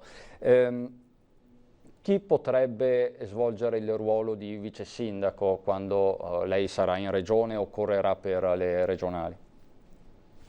Ma guardi, abbiamo individuato delle figure tecnicamente preparate che possono prendere le mie deleghe. Abbiamo sottoposto al sindaco Giordani una serie di nomi che io ritengo estremamente validi, e sono sicuro che Sergio Giordani farà la scelta migliore per tenere quell'equilibrio che si è creato all'interno della nostra giunta sostanzialmente inalterato. Per cui io sono molto tranquillo che l'amministrazione padovana possa continuare sui progetti importanti su cui abbiamo lavorato. Ha citato il tram, ma penso anche alla revisione del piano degli interventi, che è un altro progetto forte nel campo dell'urbanistica, e quindi possa portare a termine i progetti che abbiamo attivato. Sono nomi esterni, interni? Ci può dare qualche identikit? O chiedo troppo? Mi chiede un po' troppo, nel senso che ovviamente abbiamo prima da fare un passaggio con il sindaco. Comunque sono figure in questo momento esterne all'amministrazione, ma che possono integrare la squadra quando io mi metta a tempo pieno nella mia attività di candidato per la regione. Ecco, quindi questo quando succederà? Più o meno un mese prima, 2 mesi prima le elezioni? Si è dato un tempo? Naturalmente prima della presentazione delle liste, però sarebbe bello sapere quando effettivamente andiamo a votare. Io mi auguro che per l'11 di maggio, quando andrà votato la conversione in legge del decreto che ha stabilito la finestra, si abbia finalmente una data certa e quindi ci si possa programmare e si possa capire come fare questa campagna elettorale, perché veramente, mi creda, è difficilissimo organizzarsi non sapendo dov'è l'arrivo. È come una corsa di biciclette in cui bisogna partire con lo sprint ma nessuno sa dov'è il traguardo, e uno rischia di partire e trovarsi da solo, oppure di trovarsi che gli altri sono già partiti e lui è rimasto indietro. Lorenzoni, un ultimo flash, perché so che deve lasciarci, a diversi impegni. A livello nazionale il governo sta scontando diverse tensioni interne, lo stiamo vedendo di ora in ora, soprattutto per quanto concerne il dibattito sul decreto maggio. C'è chi dice che questo governo non durerà, lei come la vede? Ma io penso che sarebbe veramente irresponsabile in questo momento andare a far prevalere dei giochi politici di equilibri rispetto alla necessità di avere un'unità per far fronte all'emergenza. Mi auguro che quei tentativi, che per me sono veramente beceri, di andare a rimodellare gli equilibri di governo, non abbiano successo, perché non credo che sia l'interesse delle persone andare a fare questi giochi. L'interesse delle persone in questo momento è avere delle risposte tempestive, forti, di supporto alle attività economiche, di supporto alle povertà e di risposte efficaci ai bisogni delle famiglie. Credo che nessuno possa condividere un interesse per andare a vedere se si riesce a spaccare il governo e trovare una maggioranza diversa. Per cui ecco, io spero che a Roma si occupino di cose più costruttive rispetto a quella di equilibri che rispondono ad ambizioni personali e non a bisogni delle persone. Quindi lei dice: occupatevi dei comuni, dei trasferimenti ai comuni, delle riaperture in sicurezza, lasciate in un angolo i personalismi. Sostanzialmente questo è il suo messaggio. Ma assolutamente sì, guardi, ci vuole responsabilità istituzionale, al di là, voglio dire, io non sono un politico di professione e non devo in qualche maniera difendere una parte, però vedo che l'atteggiamento di responsabilità e di priorità degli interessi dei cittadini rispetto agli interessi delle parti politiche premia sempre. Per cui io sono convinto che anche in questa occasione ci sarà responsabilità e tutti questi tentativi andranno dissolvendosi un po' come altre volte è successo in passato. Lorenzoni, grazie mille, grazie davvero, buon lavoro. A presto. Grazie a lei, buongiorno. Arrivederci. Noi rimaniamo per certi versi a Padova per affrontare la questione dal punto di vista medico-scientifico. Ci siamo posti, abbiamo posto delle domande al virologo Cristiano Salatta. Il virus, il coronavirus, il Covid sarà contagioso anche in estate con le alte temperature? Potrà scomparire per sempre anche senza vaccino? Queste le risposte dell'esperto. Quello che si presuppone è che anche questo virus probabilmente subirà delle influenze legate sia all'aspetto della temperatura e al fatto che si vivrà molto più all'esterno che non negli ambienti chiusi. Quindi è presumibile che in maniera analoga agli altri virus a trasmissione respiratoria ci sia una riduzione della trasmissione. Tuttavia questo non significa che il virus non sarà presente. Non bisogna mai abbassare la guardia, il messaggio è chiaro. In estate il Covid-19 potrebbe essere più difficilmente trasmissibile, ma di certo non scomparirà dalla circolazione. Bisogna considerare infatti che si tratta di un virus nuovo e che la popolazione mondiale non ha ancora una barriera immunologica. Quindi, anche se i dati sono incoraggianti e mostrano un calo dei contagi, è necessario mantenere un comportamento rigoroso. Deve essere sfruttata come una situazione per cercare di contenerlo maggiormente e non come situazione per essere allegri e non porre nessun tipo di accortezza. Ora stiamo vedendo gli effetti di tutti i sacrifici delle settimane precedenti e bisogna assolutamente non vanificarli. La diffusione mondiale del virus renderà inoltre più difficile il contenimento dei contagi perché gli spostamenti tra paesi potrebbero facilitare nuove ondate, per questo il vaccino è l'unica strada percorribile. Chiaramente bisogna passare in uno stato di immunità della popolazione, che sia di tipo naturale, acquisita gradualmente con le infezioni, o meglio con il vaccino. Quello chiaramente cambierà totalmente la situazione epidemiologica.